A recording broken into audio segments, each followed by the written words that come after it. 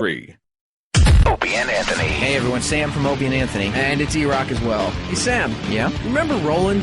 No. Nobody seems to remember Roland. Oh, he was that pudgy guy. Yes, the one who never wore a coat in the middle of winter. If there's one thing I learned about Roland, it's do not mess with Roland. Why? What happened here? He's safe and unassuming, but if you get on his bad side, he will tear you to shreds verbally. He did this to Rich Voss, didn't he? Yes, he did. All right, here it is. Hey, is Roland here? I want proper promotion for this drink. By Roland? Yeah, Roland will give you Roland, a fine promotion there, JBL. You watch this. Here comes Roland. Yes, What can you tell people about I do know Roland. I don't know. I watch wrestling. You don't watch wrestling? No, I've never seen that. All right, well, I want you to promote this this drink of JBL's. It's called Drink. Roland, I've never seen you either. All right, he's trying the drink. He does the typical. I don't think he needs anything to slow him down, though. All right. Oh, Jesus. Was that Rich? No, I'm just saying shit. you're a calm guy. I'm just saying you don't need anything to slow you down. You don't want to He's get on. judging you. You don't want to get on Roland's bad side. No, you don't want to fucking you don't get on want his to get bad on Roland's side. bad side. Really? bad. Yeah. It's taking me a week to get to the other bad side. Rich Voss, you can see him on Letterman. No. Leno, no. Kimmel, no. Oh, wait, you might be able to see him on QVC. No. Wait, CW11, the shit channel I'll see you on. That was Go good. fuck yourself. Goatee motherfucker. You tan. You're the only tan Jew in the world. All Jews are tan. Ooh, I'm rich. Go fuck yourself.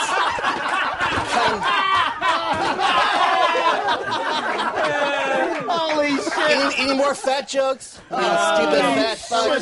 Oh, really? Look at yeah, that. say trash how I talk every day I'm in here, and that bothers you? That really bothers you? Yes. Then get on the fucking treadmill, stupid. Oh, treadmill. What's treadmill. that? Let me go check my piggy bank, Rich Voss's bank account. Oh, really? My bank account? Look at Spider go. I've been around for 8 years, so fucking what? Oh, Do really? something with 8 years. Don't get it. Make don't it get count. Don't get a Make it real count. guest. Don't Share get the a real both. guest. Been Don't on get air for somebody. 4 years. All right, go $28 get somebody million, that's kid. real. Get somebody that's real. That was destroyed you. That was built up anger over I months told for some you don't reason. want to get on his bad side. But that was some kind of As built I up. went No, to he's Rich. like That that. was built up. That wasn't anger. built up. No, He's just like that. That just didn't happen from one He's statement. mild-mannered. That was built Dude, up. That was some other stuff, man. Roland took on fucking Master Poe. All right. Roland In what? is. And He's all an you can animal. eat. He's an animal. Oh, Jesus. Oh shit! You didn't say that. Yeah, I'm sorry. Your wife's so funny. That's her. That's her. Fuck. Yeah. Why don't you I guys know. book another club act in Sizzler? There you go. Stop while you're ahead. The encore's not working. Really, you did insult the guy. Yep. I Listen love to me. JBL. I was sticking up for you and your dumb I drink do- earlier. no. All right? Let me tell you something, senior tour wrestler. I was sticking up. Don't jump on his side. Are you crazy? Why, you Rich? fucking wrestle with a walker? What the fuck is wrong with Oh you? yeah, let's see. Wow. Yeah, Run, Rich, run. exactly. Yeah, you wrestle with a walker, but yeah, he has a kid and is 58 years old. God. You know I have a So kid. you can bounce him on the walker. There you know go, what? darling. You know why I have, you know You why want to take I her to have a kid? college? She'll drop Do you know off the why I have a homeless kid? or the Do hospice. you know why I have Oh, a she goes to kid? college. There's my dad. He's shit himself again. That's Pops, guys. Here you go, JBL. I got your bag, dog. The Opie and Anthony Show starts now. Previously on O&A. White people are so afraid of the little bit of minorities you become in your neighborhood. As long as you leave the planet and you're fucking minorities on the planet, you're so scared of your little neighborhoods. But how's that whole colonizing Mars going? What do you think we're colonizing it for? Here. You and your neighborhood and you run. Get in that spaceship, motherfucker. We're not colonizing Mars, but we can go there. Her grandfather is also attacking her, and like they just go through all these. Yeah, I saw that one. It was just everybody bursting through Everybody the door. but a black guy. Yeah, well, of course. Yeah, exactly. It's not the black Yeah, guy. that's a little weird. All right, Akiva, thank you. I appreciate that. It's infuriating that it gets to that point. It's like, why not show a black guy just busting in? Because we're in the middle of the world's longest apology. Is that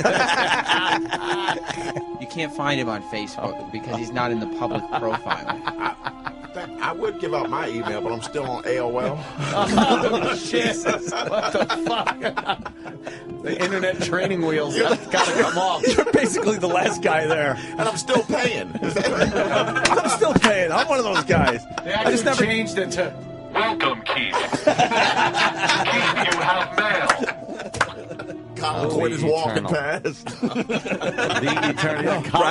Rattling his keys. I'm driving past in leather pants.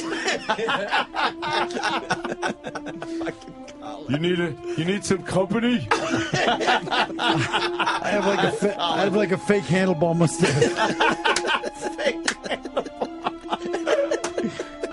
Your kids look a little lonely. Fucking Colin. Opie and Anthony, live next.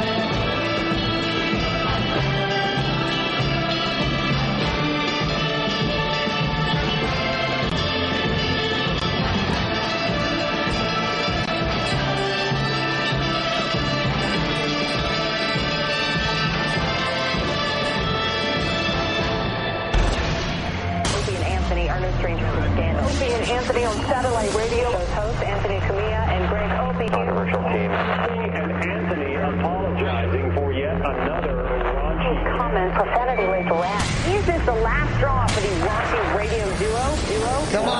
Come on, put the whole thing in your mouth. Swallow it. Freedom freedom of fucking speech, like we've said many times, the freedom to say some awful things. You might not like it, but we have the right to say them. Oh, my. We have low self-esteem as a show. They are not doing anything. They're not highly skilled. They have no talent. We're just exploiting people. See, kids, smoke your pot, play your video games, and watch TV. You'll be better off when you get our age. There's no ratings here. No one cares. But enough of this palaver. Let's get the show on the road.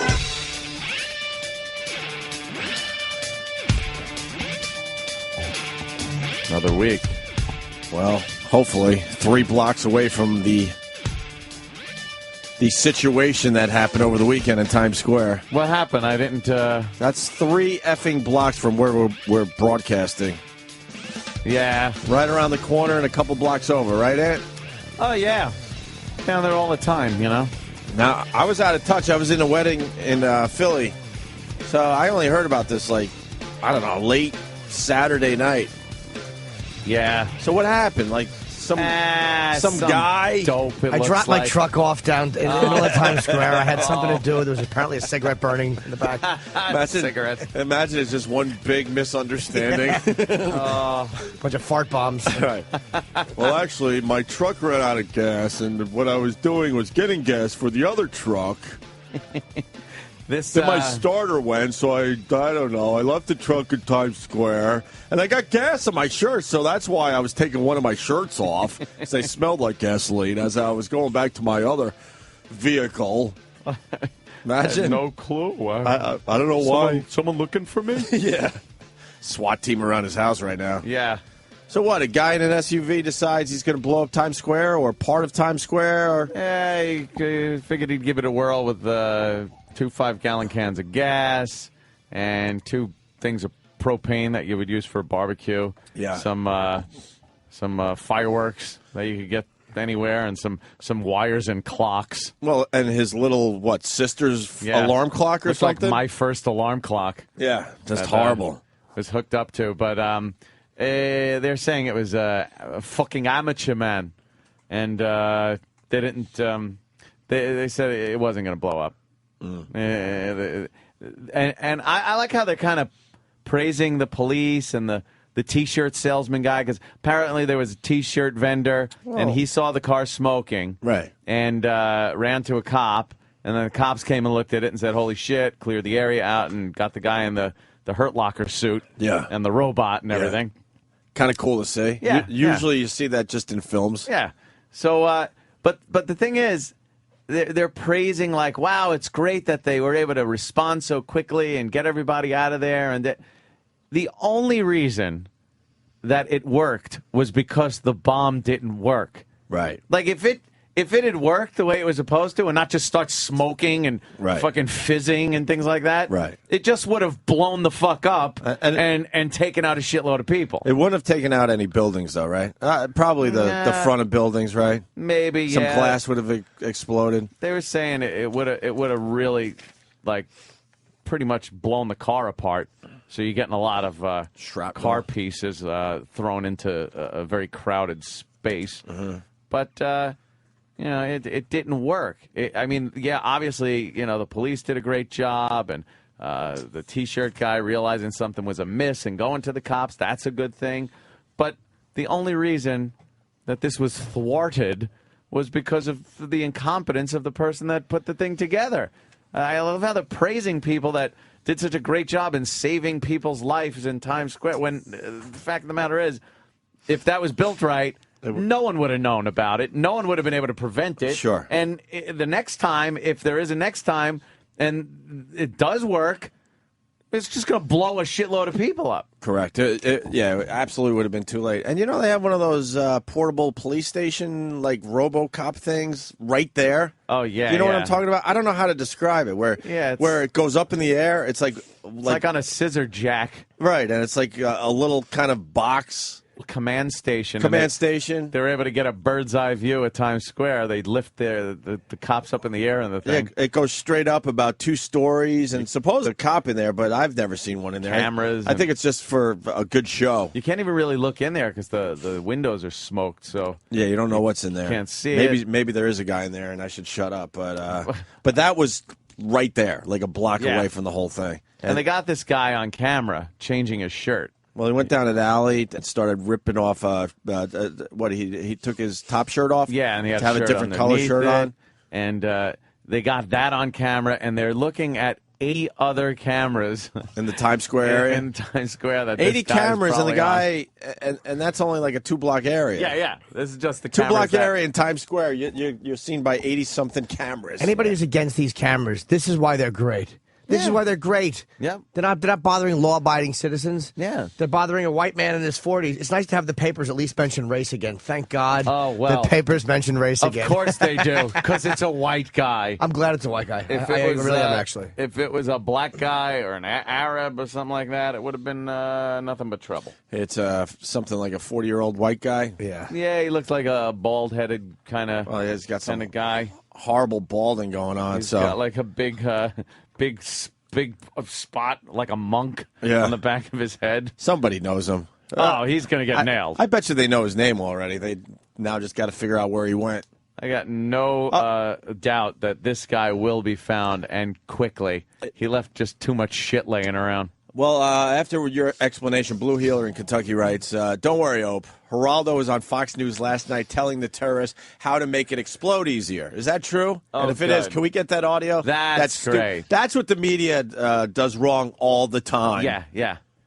Very good. No one would know. Let's say hi to Matt, City Cop. What's up, Matt? Hey, Matt. Hey, what's going on, guys? Hey, brother. That thing's called a Skywatch. Yeah, I'm sorry. I forgot the name of that damn thing. Skywatch. And it's the biggest piece of shit in the world.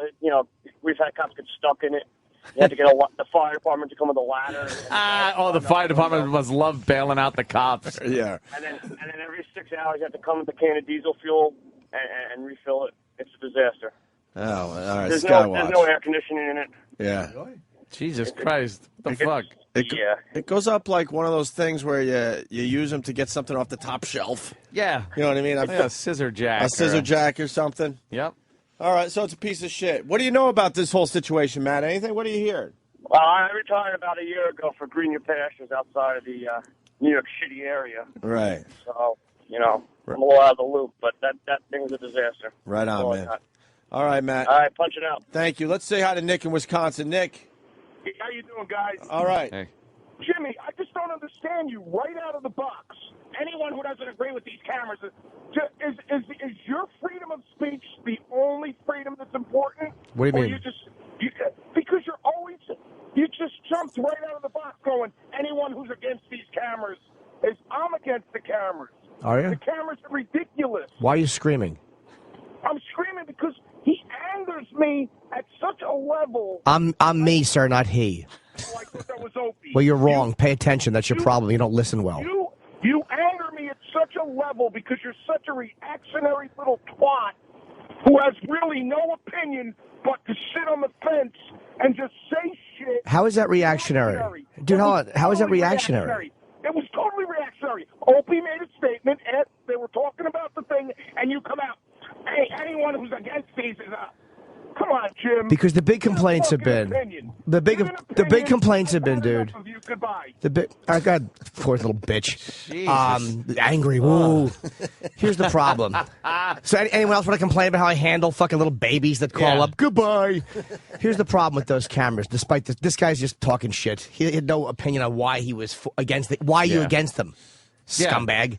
Why are you against them, angry guy? You said why you're for them. Yeah, I'm for them because they pick up things like this and people who are going to commit crimes that are going to affect a lot of people. Mm-hmm. Maybe this guy who called in, maybe you're a pedophile. Maybe, what's the matter, fucking loud guy? They catch you outside of school, you out with your dick in your hand, and they fucking grabbed your license plate? Yes. Oh, so you're talking to me. Yeah, the cameras are a problem. Oh, Uncle Paul. Yeah, that guy doesn't understand. Like in this day and age, he understands. You need that. If he was honest, he would just call up and say, I don't like Jim, so now I'm calling up to yell. Exactly. But I didn't give enough of an opinion on that for you to be upset. So I don't care that you hate me. Just keep listening, faggot. You're reactionary because cameras picked up a guy that was trying to blow people up in Times Square. Wow, are you an idiot? And I bash people who are against the camera. Yeah, you're right. Why are you against it? How has it hurt you as a law-abiding citizen? My civil liberties are being intruded upon. Because I don't want to. Why? Explain. Talk about reactionary. But Big Brother. But I don't want to. Why? Yeah, what are you doing? Give me one reason. You care if you're on camera. All right, let's go to Neil How in does it Buffalo. bother you? Yeah. Neil, what's going on, brother? Morning, guys. Hi, Neil. Hi.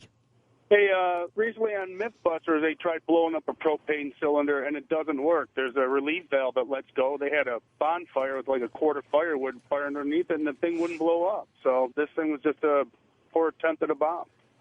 Yeah, that's what they're saying, that it was very amateur. Yeah, well... I bet Al-Qaeda's all pissed off. It's like, oh, no, this ain't ours. Right. Knock it off. We're good at this shit.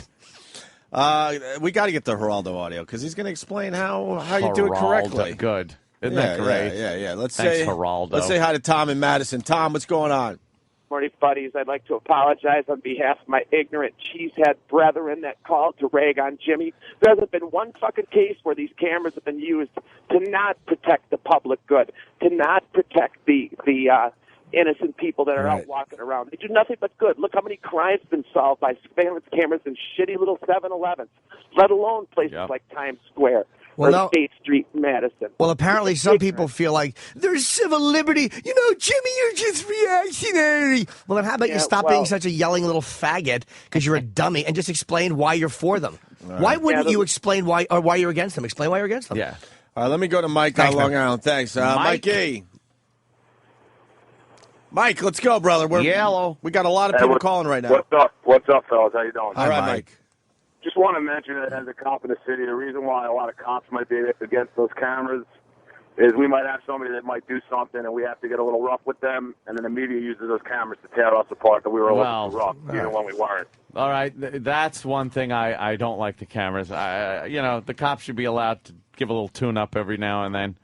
And boy, those cameras. You know what? They're going to tear us apart. You know what? It makes you think twice because I was down in spring break once and I took a billy club to the gut, and if that was on camera, I'm sure I had a situation on my hands where I could have caused some problems. Yeah. But there were no cameras that captured me getting the billy club to the gut.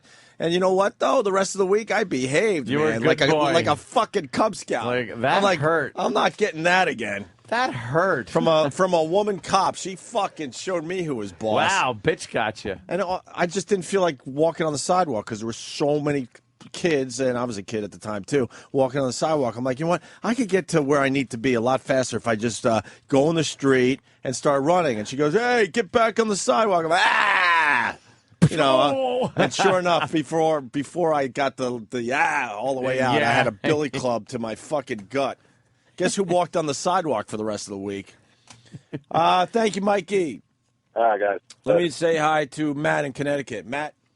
Man. The news wanted this to be terrorism so bad, and when I was watching over the weekend, it was like, there's no way Al-Qaeda would use, like, a shitty dollar store alarm clock and some propane tanks. They'd go C4 or something.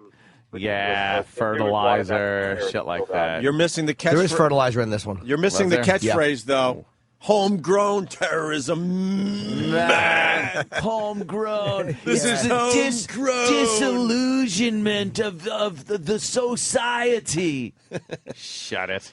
Why are we joking? We're 3 blocks away from the fucking scene of the crime.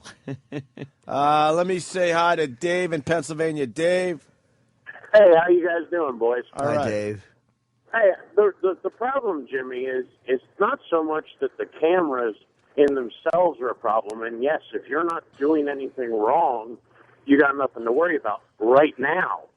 But explain to me. No, I'm just kidding. Go ahead. I'm listening. I'm kidding. Well, the thing is that if in the future our government gets too big, once the cameras are in place, like any law that our government puts in place, they don't take it away. So once the cameras are in place, let's say the government gets too big and freedom fighters or people start gathering to try and take back power from our government, now they have an easy way to track people. Let me interrupt you, buddy. This, and I understand what you're saying, but you're giving is basically a slippery slope argument. Mm-hmm. And what bothers me about slippery slope arguments is they're always one-sided. They're always used like how about if you say, what's the slippery slope if we have no cameras whatsoever?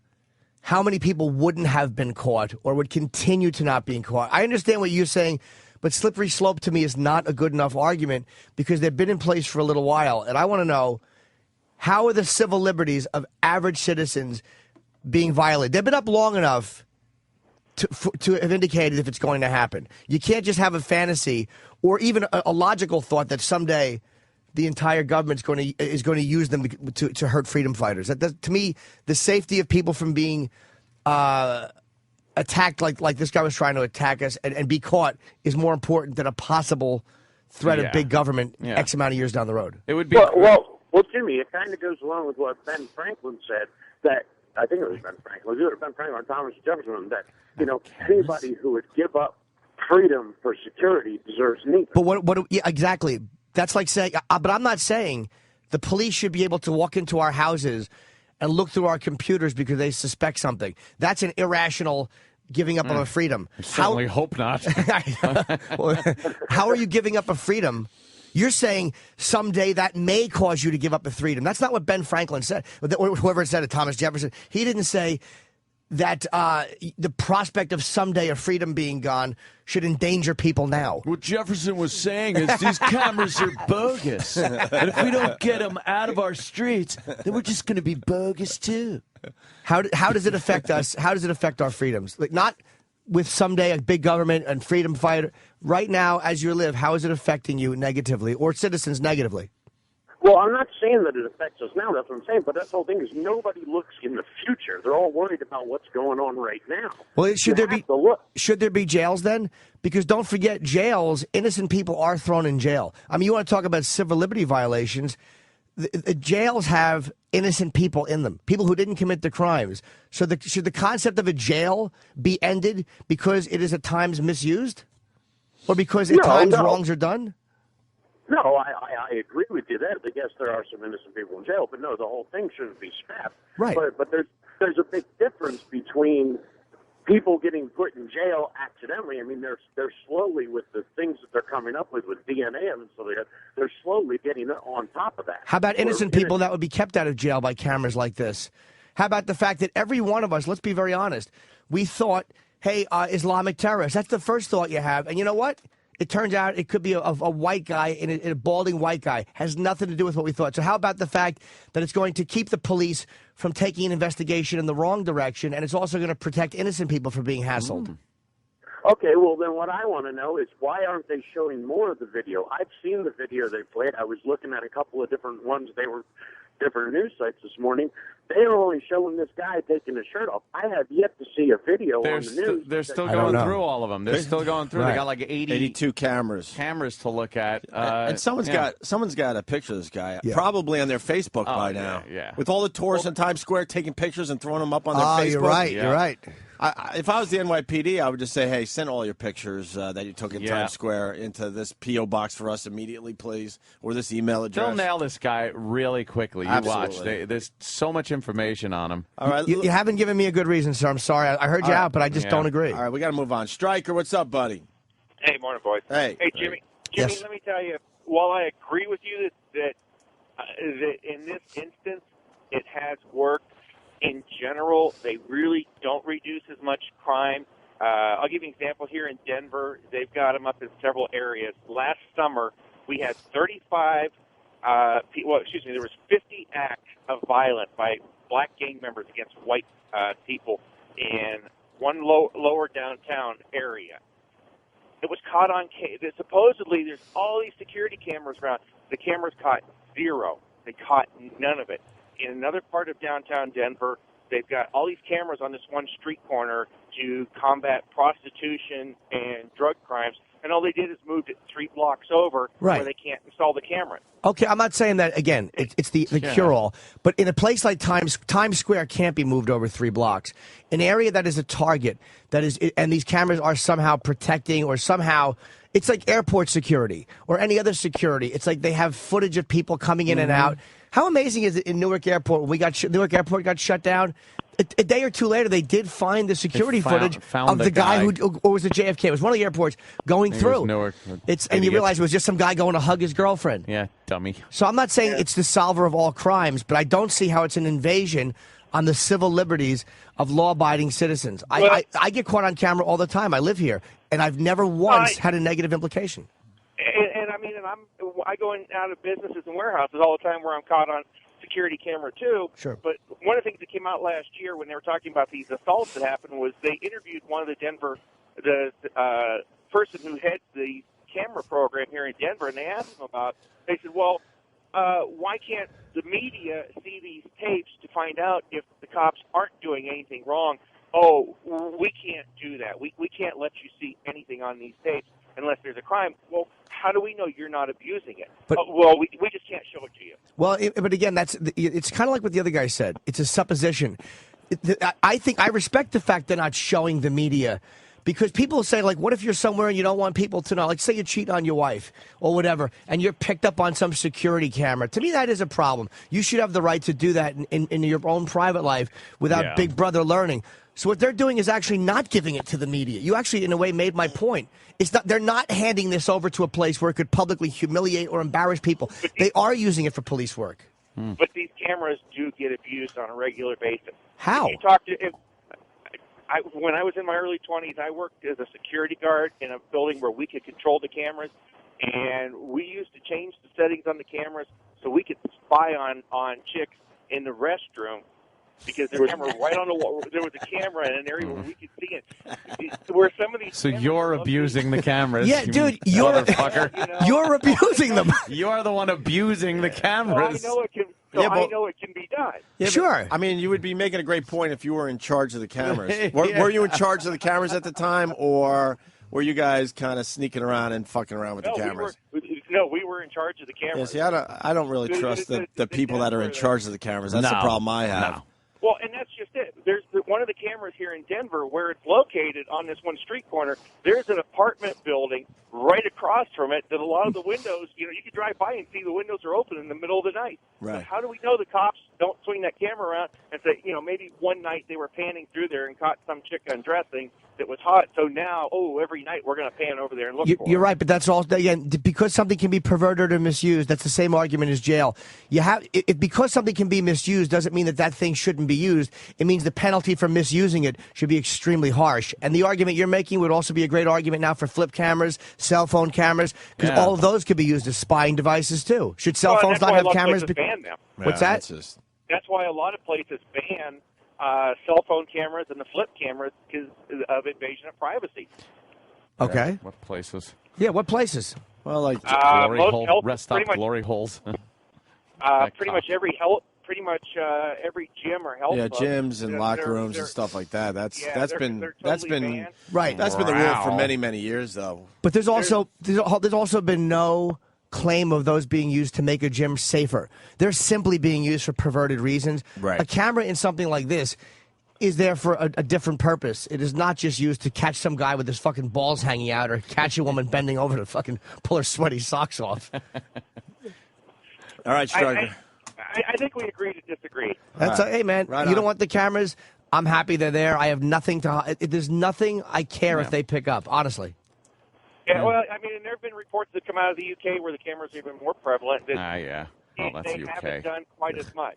Yeah, well, the UK is also extremely politically correct, and the idea of Big Brother is terrifying. Nanny state over there. Yeah. How about this? If the cameras are misused, the person misusing the camera, the penalty should be fucking horrendous. Make a very harsh penalty for it. How do we know if they're abusing it? I'm not sure what you mean. How do we know they're abusing it? That's not an argument against it because we can't somehow. What do you mean? How do we know if people are being arrested and put in jail and those cameras are being used as evidence, or if people's lives are being affected? That's like saying, how do you know that no one's going through your bank account because of an internet connection? Yeah. That's not an argument against it. It goes back to what I said before about when the media has asked to just peruse these tapes, and they'll do it in the secure setting, not going to take it out, to make sure that they're not being abused, and the cops are telling them no, that they can't. Why should they? What? Because I'll tell you why. The media being allowed to see that to me is abusing the cameras. I don't want I would much rather have it as it is now than have the Post or the Daily News be allowed to rifle through it. Yeah. You see the way these are the same people that put Tiger's mistresses on the cover for 30 straight days on the front page, and you think that they all of a sudden have integrity and are going to use them for good reasons? Well, not saying that if you get to view it, you get to take it out of the where it's stored. You're allowed to view it there with nothing, with no cameras or anything like that. Who are the media, though? Who are they? In other words, what? Meaning, who are the media? Why would you trust the media? Why would you expect these people, like the cops, I have a certain amount of trust with, not blindly or stupidly, but a certain amount of trust. Why the media, who are just ordinary citizens who have little reporter IDs, why would you want them looking at something that they could just see by standing outdoors anyway? All right, what if you have a public, like here in Denver, they've got a citizens committee that will review certain questionable actions by the cops. Right. And okay, I think a lot of major cities have this. What if they sat down and said, okay, we'd like to see just random footage just to make sure you're not abusing these cameras. And how about we're not going to release it to the public, and we'll sit there and we'll view it in a secure room and no cameras on us or anything like that. And, you can watch over us to make sure that we're not copying it to take for our use. And how about but if they're not allowed to do that either? How about this? How about if the answer from the police or whatever was the privacy of people going in about their daily lives should not be up for review by other citizens. Like, for instance, if something from the camera is used, then to me the Citizens Review Board should be able to see it and make a judgment on it. But I don't want other citizens just watching what I'm doing. Not that I have anything to hide, but to me that's an invasion of privacy. If all of a sudden you're just showing other people my comings and goings. The police, to me, I understand why there's a reason for that. If I get piped over the head, I like the idea it can be caught on camera. So do I. It'd be a hoot. Well, let's go the other. What if you're cruising hookers, though, Jimmy, and you get caught on camera? So what? I am committing a crime. And again, believe me, I'm a guy who's a filth bag. I've done it for hours and years of my life have been wasted. But I'm doing something wrong. Right. I am doing something that's against the law. I can't cry if there's another way for them to catch me. True. That's like saying I don't like radar because it can be used to it violates my civil liberties because it can be used to catch me speeding. Yeah, true. But look, I don't know why. What the? I just want to know, in instances of when these cameras have been used. All I hear is speculation. When have they been used negatively to harm citizens? All right, Stryker. Thank you, sir. All right, Legger. That's all I'm asking for from one person. Because we got Mike Baker calling in at 7:30 to talk about Times Square, and we could talk about cameras and everything else with him as well. Absolutely. It would be really nice if we didn't need cameras, but in this society in this day and age, we need fucking security cameras. Sorry. It's kind of cool that you can see the suspect on Monday morning. You're like, holy crap, that's the guy. Exactly. You didn't think it? I didn't think it was Al Qaeda. Nah, Al Qaeda knows how to get their shit done. Unfortunately, they know how to get their shit done. That would have blown up and been I was thinking more insane. I was thinking more Wile E. Coyote. Yeah, this is kind of an Acme. Yeah, this was an Acme bomb. Acme bomb. And the Ben Franklin quote, thank you, Brad, from Buck Walter in D.C. Let me stick my cock in some of those French broads. Yeah, there you go. Give me a white stocking quickly. That was the Ben Franklin quote. And why did he have those bifocals again, Ant? You were explaining that recently on our show. Oh, yeah, he invented the bifocal so he can be very good at eating pussy, so he could lick the clit and see it, and then he could also look up at her tits.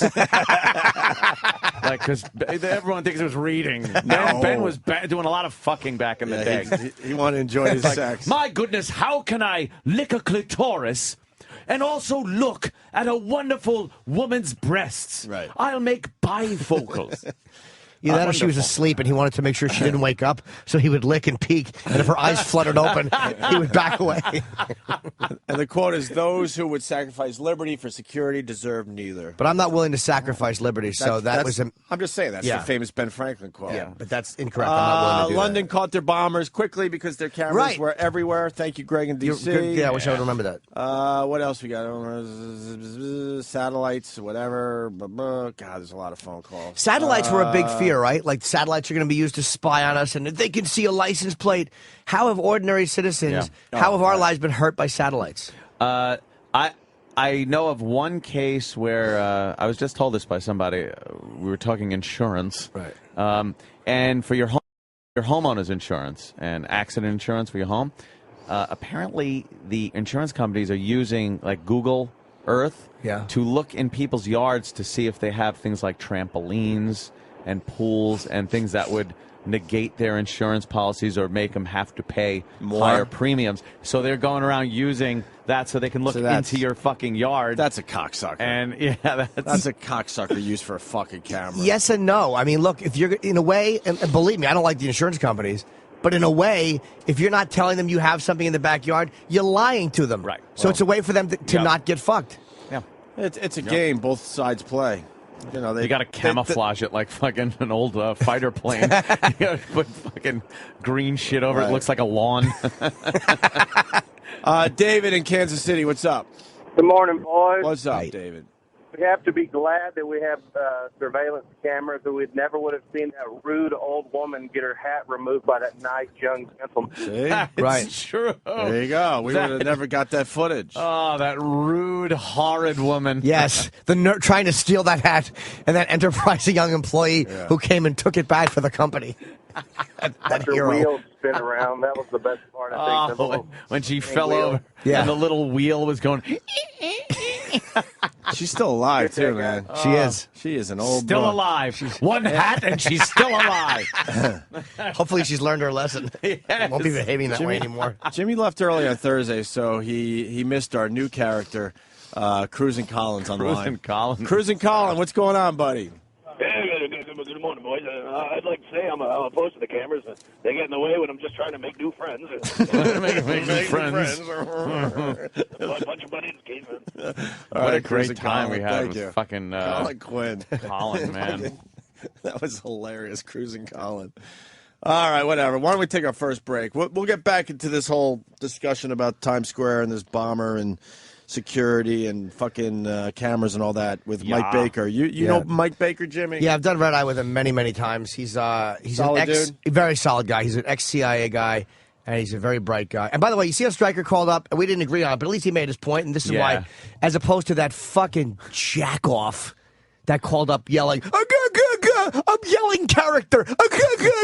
Stop trying so hard to be a part of the radio show, you jerk off. Just pay your monthly bill and shut your face. Not letting you get a word in edgewise. He's But just got then he to hung yell up. and then hang up. He's called before. He's the guy I like. I like when Opie will turn him down. It's like, here's the rule, silly little goose. Yeah. When you yell, you get turned down, and then he stops yelling. And then, we respond to you. Yeah, then he Dummy. stops yelling. But yeah, Mike Baker's great. All right, we'll get into a few other things, and then we'll get back on this topic. I officially give up on the Conan versus Jay thing.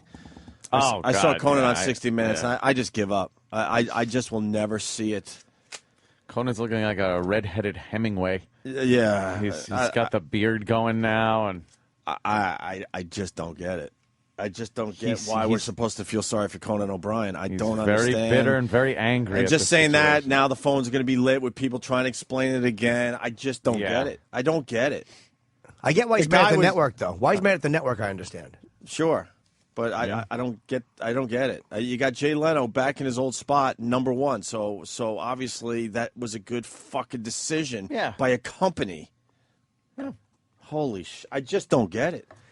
I don't get it. He's saying Jay should have just walked away. He goes, if in the same situation, he would have just walked away. And No one would have just walked away in that situation. Would you have? Really? No. You could return. None of us know fucking Conan, but odds would state that he wouldn't. You could return and kick why- ass again. And why didn't they bring up in the 60 Minutes thing about what he did to George Lopez? Really, George Lopez was happy with what is going on at TBS? I bet not. I would if I was a betting man like Anthony, I would bet a lot of money on that. I bet that George Lopez not was like, happy. oh fuck, this was my little fucking thing here at TBS. No, you can't see it this way. You're going to be accused of fucking, those guys just a Jay. Those guys, some sucker Jay's dick. Shut up. Fucking assholes. Holy fuck. I got to be honest, though. I don't get it anymore. I just don't get it. I really thought I saw it so clearly, but people just see it completely opposite. I don't understand. We'll play some of the Conan audio after the I have break, not heard any of it. And we'll get into it a little bit. And somebody was trying to make a joke that Jay Leno was in the middle of Times Square. And, what? Well, because there was a bomb. And, because Jay Leno has nothing but bombs. I did hear that he didn't do well in Washington, though, huh? Yeah, but it's hard. I With didn't. the correspondence dinner? Yeah, they painted it like that, but I didn't see hear the That's what I audio. heard. Yeah. I haven't seen or heard the audio myself yet. Did he come out in blackface? That would have been appropriate. But Obama killed, right? But Obama's got, 100 writers fucking writing lines for him? Yeah, apparently he's the comedian in chief, they were calling him. Obama looks like he doesn't have a funny bone in his fucking body. Bush was funny, He's a nerd. though. Bush was a funny guy. Nerd. Bush was funny. You think he's a funny guy? Bush was a funnier guy, without a doubt. He was a much funnier guy than Obama. Did you see W, the movie? I did not know. Yeah, the whole story is, it's Oliver Stone, so of course, horse shit. What did Bush Who do? knows? Did he have devil horns he had to wear a hat over? There were moments where there was a fantasy moment with showing his insecurities and shit like that, but that's beyond the point there. That what's his name? Josh Brolin? Yeah. He fucking did a dead-on impression of George W. Bush. Like, it would.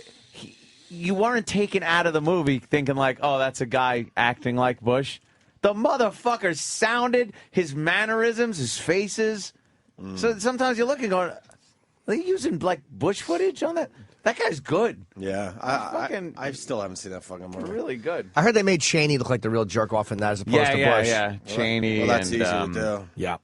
All right, listen, we got to take a guys. break. Let's not forget Dave Winfield coming in today. That's Yes. huge. Oh, yeah. Fucking huge. And Sandy Kane coming in to say hi. Oh. Let's not say those things back to back. She's coming in because, yes, she's 32 years old, I believe. And right after the break, Jism and shit were said on local TV. Wow. The local news. We'll play the audio.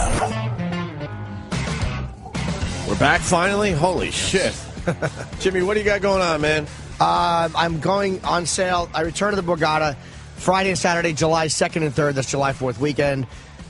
Two shows? Yeah, one Friday, one Saturday. Nice. It sold out last time. There was no third show.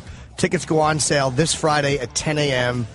It will probably sell out. That's a very busy weekend. So, Borgata, July 2nd and 3rd, on sale this Friday. Very good. All right. We got a couple newsreaders fucking up. Unfortunately, with the internet, most of you guys have probably heard the Jism one by now, right? I haven't. I've not heard. Seriously? No, honestly, no.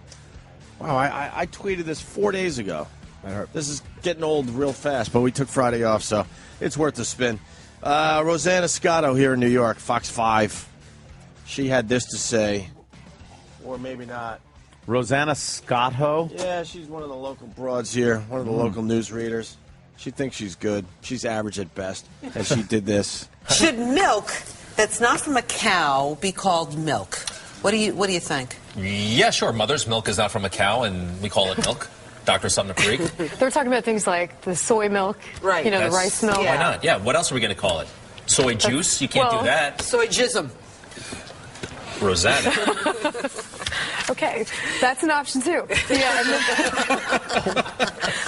Anyway, so the National Milk Producer. How do you just go anyway? Why would she blurt that out? Did she think that wasn't I think she's out of touch. I really think she's out of touch. To say? I don't think she realizes how crazy that is. What kind of FCC violation I is think that? she realizes it's slightly crazy, but she doesn't realize it's really fucking crazy.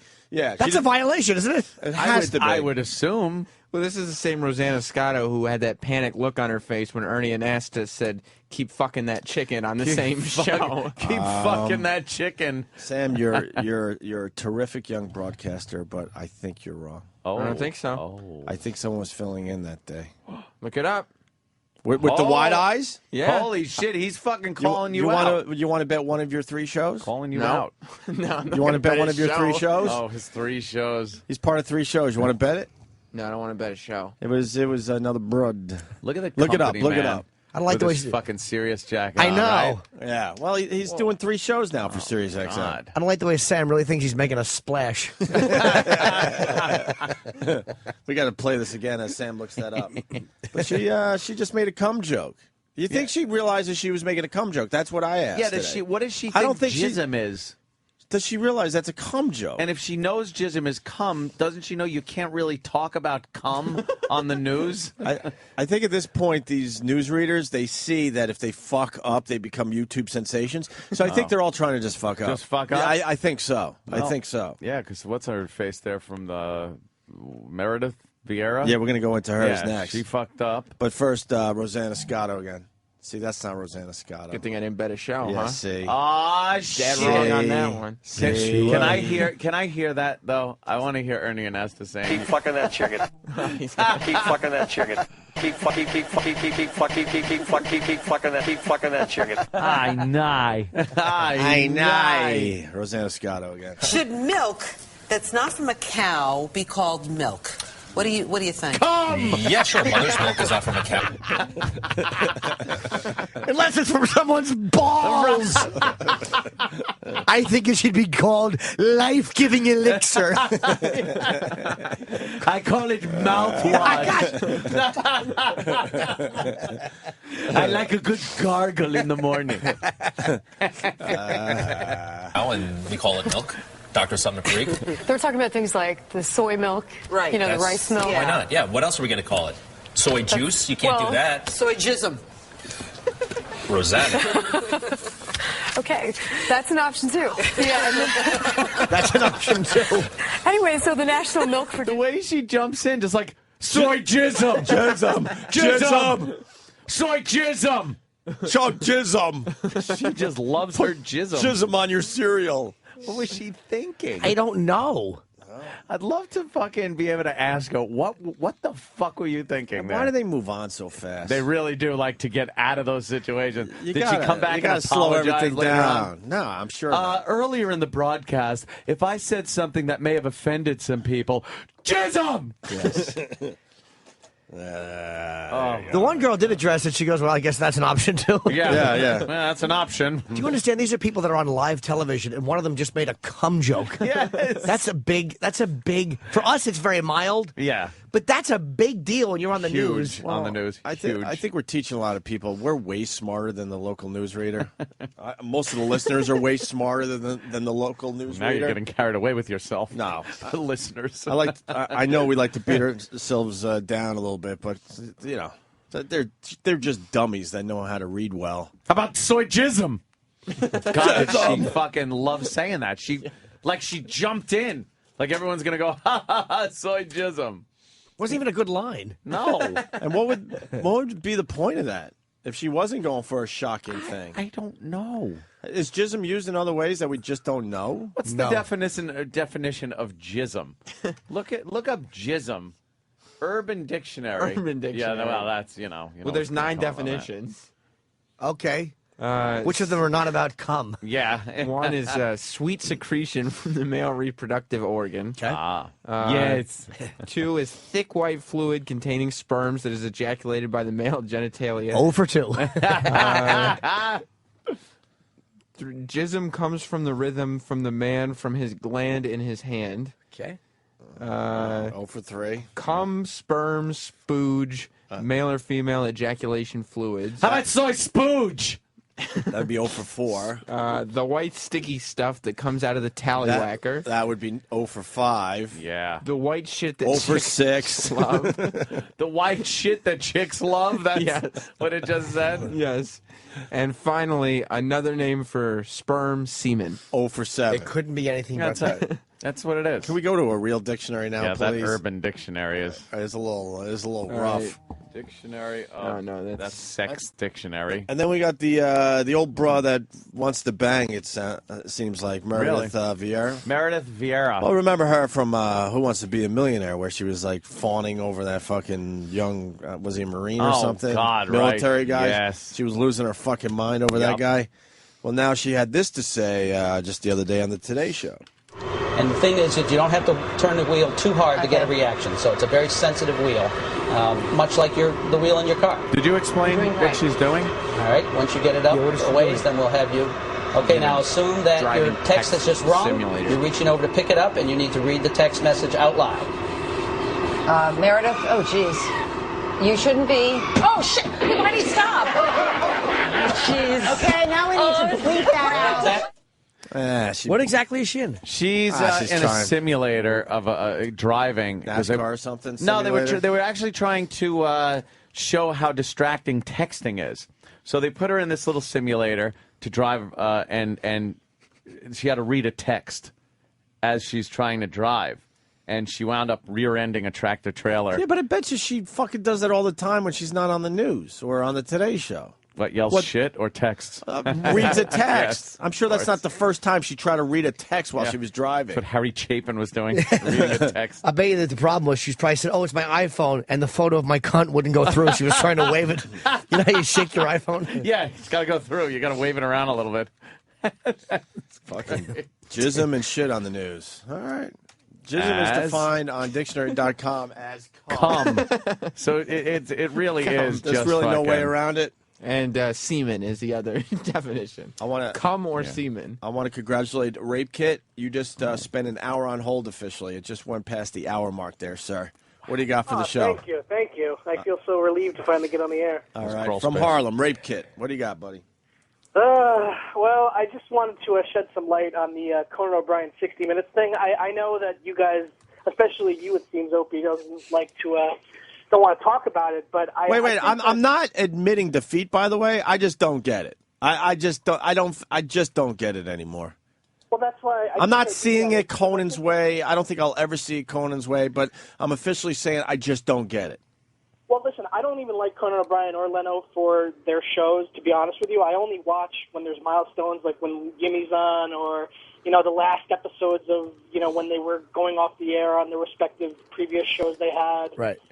So, I'm like, I watch Colbert and Daily Show and shit like that. So I think that my opinion is, it doesn't have any bias to it. And when you watch Conan last night, he was basically reiterating what people wanted to hear from him, from his mouth, because he was forced not to say a word after he got let go. I mean, he was on a no, he contractually couldn't say anything until May 1st. Well, I got, just to stop you for a second, that's normal, by the way, when a company lets you go. He got off lucky. We weren't allowed to say something for over 2 years. He only had, what, 3 or 4 months not to talk? Yeah. God, that's a cakewalk. No one's saying that, he's obviously, even he admits that he's, he laughs at the fact that he got off with $30 million. He already has a new show lined up. But the problem is that his expression of, he was so surprised that he worked for a company like NBC for so many years. He started in Saturday Night Live as a writer, and then, he got brought up by Lorne Michaels himself to have his own talk show. He was the one thing I didn't know is Was this Conan, This Is Your Life? Yeah, so you're really, you got to get to your point, Rape Kit. He was born in Boston, Massachusetts. You don't tell us in real time. You want to talk about, as far as Leno being a company man. I remember Jimmy saying a lot of times when this happened that Leno was a company man with NBC. Well, Conan O'Brien was a real company man. I mean, he fucking was Harvard roommates with Jeff Zucker, for crying out loud. Were they roommates? Dude, or classmates. They were classmates. I don't think they roomed together. Could you read his thesis now on the air So for us? basically, they were classmates. So Zucker obviously really loved Conan, and they were friends. So when Zucker promised him this thing, he probably didn't want to go back on it, even though when time came to do it, it didn't make sense. I'll agree with you, Jimmy. I heard all your arguments months ago when this happened, and Right. I agree with you that it didn't make sense for NBC to say to Leno, look, you're number one, and in 5 years, it doesn't matter, we're still going to take you off the air. But let's look at things in reality and perspectives. These guys are high-priced entertainers, and they have very good agents, better Right. than Bob Eatman, I bet. Yes. And, you have to look at it that they probably, for Leno to let this happen, I don't know what the hell's wrong with him, his agent, or NBC. Honestly, to have to dude, force him out like that. he is the best lawyer. Honestly, he's one of the best lawyers, if not the best lawyer in Hollywood. And that's why he's still where he is. He has a great agent. I don't think it was a point of agents. I think when NBC says we're giving this to Conan in 5 years, NBC is bigger than the agent, and there's nothing the agent can do. This may be true, Jimmy, but Leno had. Look, I'm not saying he should have taken other options. I think what Leno did is fine for what he prefers as an entertainer and for somebody who still commands a number one audience. Right. But he did have options. Now, I'm not saying he necessarily should have taken them. What were they? But he had options to get paid a lot of money and leave NBC and go and do something else. When they told him, he could have balked and said, fuck you. You don't think I'm still deserving of the show and I'm number one and you're still going to push me off? He could have done that. Or that's what Conan's saying. Conan's saying, well, I'm not saying what Jay did was not honorable. I had I would have done something different maybe, but... Well, wait a minute, though. Or how about the option Jay took, which was not to self-destruct and be stupid and give up what he felt was rightfully his, but how about the option to just continue doing shows and not be a baby about it and stay number one, and then all of a sudden, instead of being bitter or leaving or whatever, you're now in a position where the network cannot afford to lose you. And that's what. Hold on, hold on. Let me finish. Dude, hold on. You just talk for 5 minutes. Let me fucking respond. You just keep. Come on, man. You just talk. I'm responding to you. So Jay's option was, you gave the option. Why did you do this? Why did you leave? Well, the option he took was to shut his mouth, stay number one, and then, hey, look, he took the show at 10 o'clock. He probably didn't want to. Conan probably didn't want him there. And then the option was when they offered him the show, he took it back. So right now, he's still the Tonight Show host, and he's number one again. He's number one again. So what's the issue? What he did was obviously right. I think NBC made a terrible decision, and he obviously handled it pretty well because he's back hosting the Tonight Show, and he's number one again. I think the only issue that I would have... It's mind-bending to me. Well, this is why I give up. It's mind-bending to me. I don't see it Conan's way, but I officially give up. I give up. Saying it yourself, Jimmy. I give up. You said, and I quote just now. You're like, oh well, he took back what was rightfully his. Yes. Well, yeah, but at the same time, Jimmy, if the people he's working for felt that he wasn't working out and they wanted to try something new, then I think Jay, in as far as his own publicity, he kind of screwed up as far as taking the lesser role at the 10 o'clock slot, and basically, and the experiments and everything, everyone knew that it was way too risky to work because of the fact that nobody is going to watch, Leno at 10 o'clock when his time slot at 11:35 is where the audience is. It's like when you go to bed, that's where it is. 10 o'clock, nobody's watching it. Nobody's watching Then why did they do it? Let me ask you a question. Why didn't they just tell Leno to leave? Because they wanted to save money, and they knew if they held on to Leno, they would have saved money. They knew he had much more value and worth in dollars than Conan O'Brien. And even Conan said it last night in 60 Minutes, that Jay Leno to buy out would be $150 million or some ridiculous number, whereas Conan O'Brien took $32 million. Yeah. Sounds like Jay's agent was pretty good then.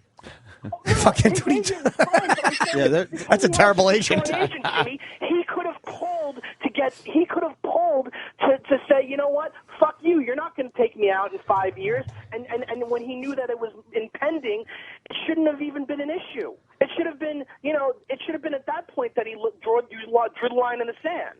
Or how come everyone is saying what Jay should have done to be honorable? Why have you not one time implied? It has nothing to do with honor. I'm not even talking about honor. Whatever it is. All right, whatever it is. Jay should have done this. Why have you not one time say what Conan should have done differently? Why have you not said one time, hey, you know what? Maybe Conan should have taken the quote-unquote high road and seen that Leno was still number one and said, you know what? This should not be my slot right now. Aha! How come one person hasn't said that? Well, all you're saying...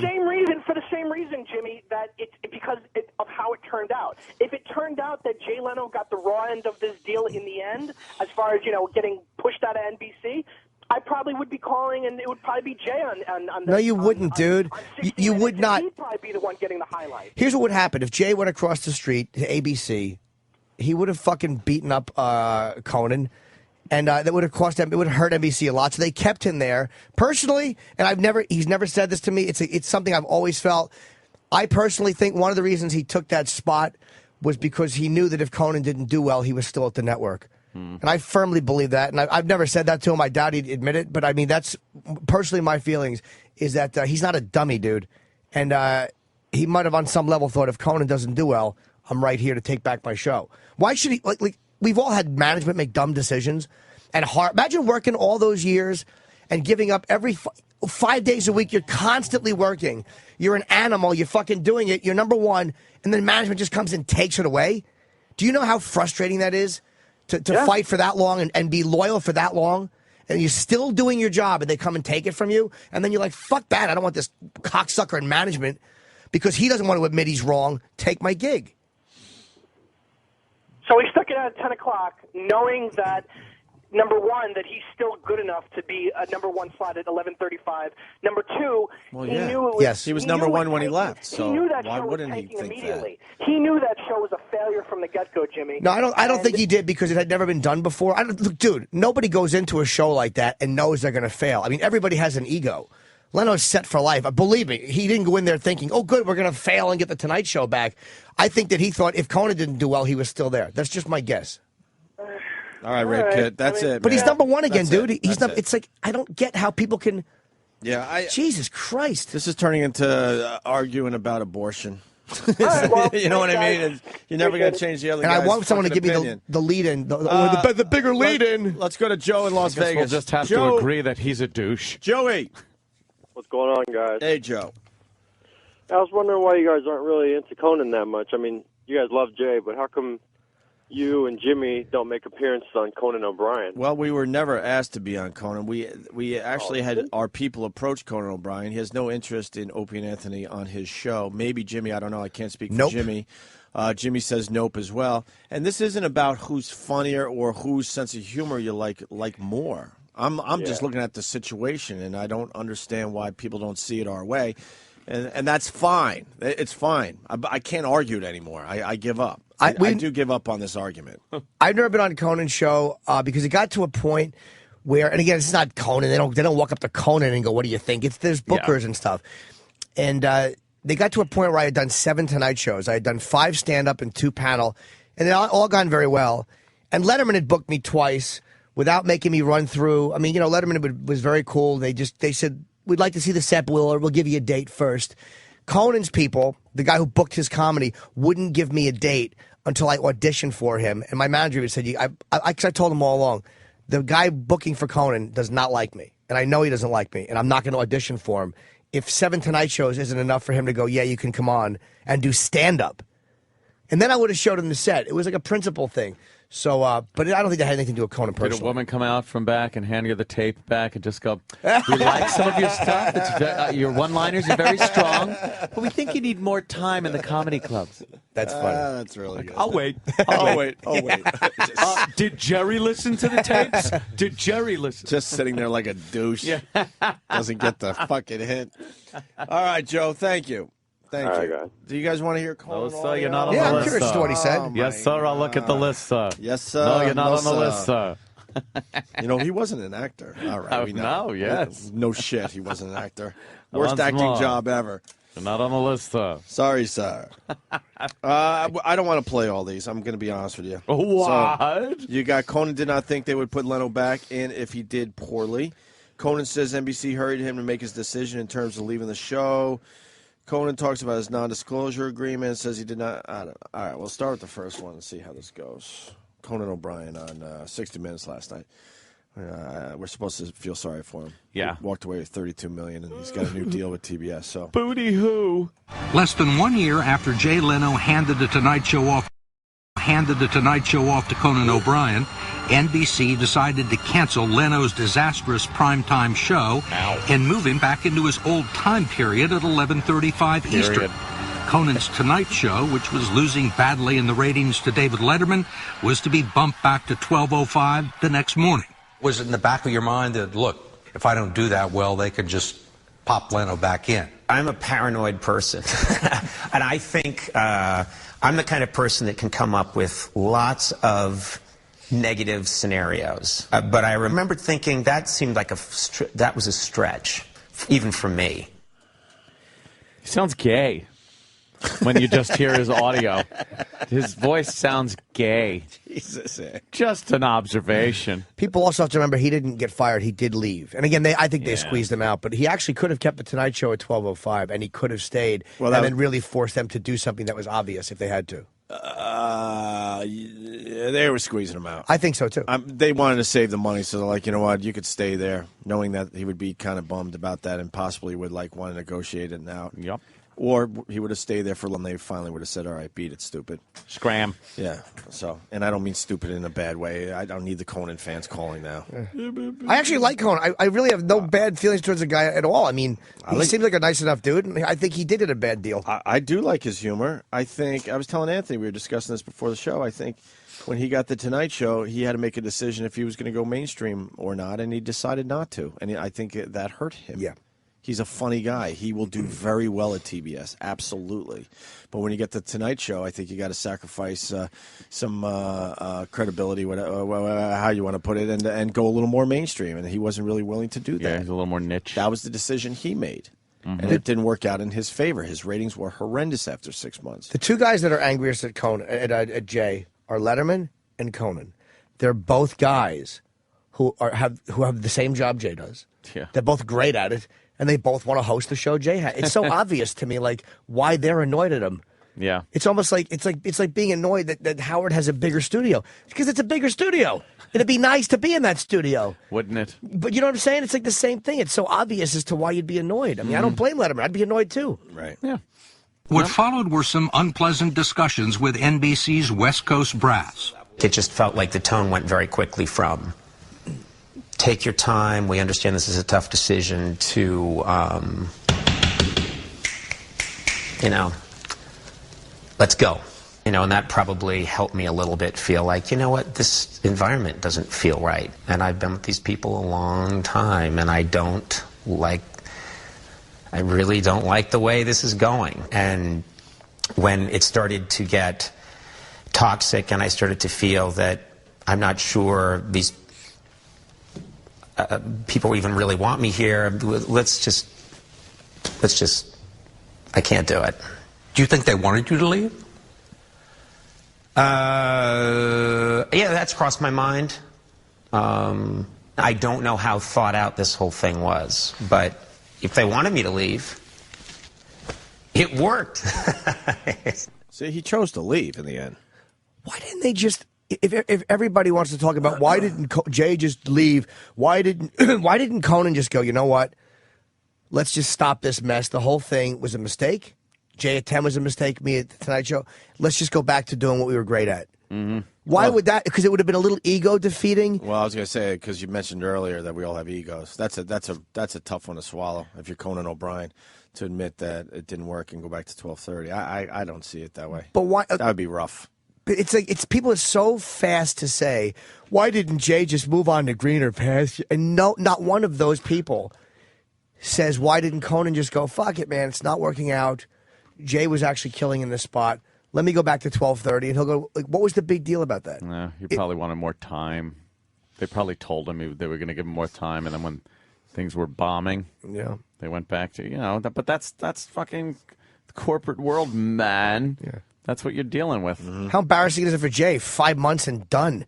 I mean, that's embarrassing for him, too. People think he didn't come out smelling like a rose. No. No thanks to me. We've got this non-disparaging agreement. Do you have a copy? Because I haven't read it in a while. I have a copy somewhere in my bag. I keep one in my wallet. Stop whining. Stop whining. It'd be funny if Stop anytime it. people come up to me, hey, so what's the deal with Jay Leno? Hold on a second. He's a fine and good man. There we go. Put that away.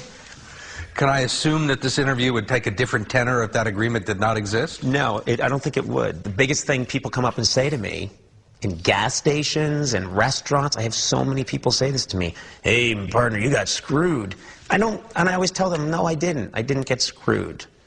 I'm fine. It didn't work out. Well, you did get screwed. You think I got screwed. Well, I think most people think you got screwed. I mean, Jay Leno thinks you got screwed. Jay Leno thinks he got screwed. How did he get screwed? Like that part to me. I'm sorry. Jesus. Jay's got the Tonight Show. I have a beard and an inflatable bat. And I'm touring city to city.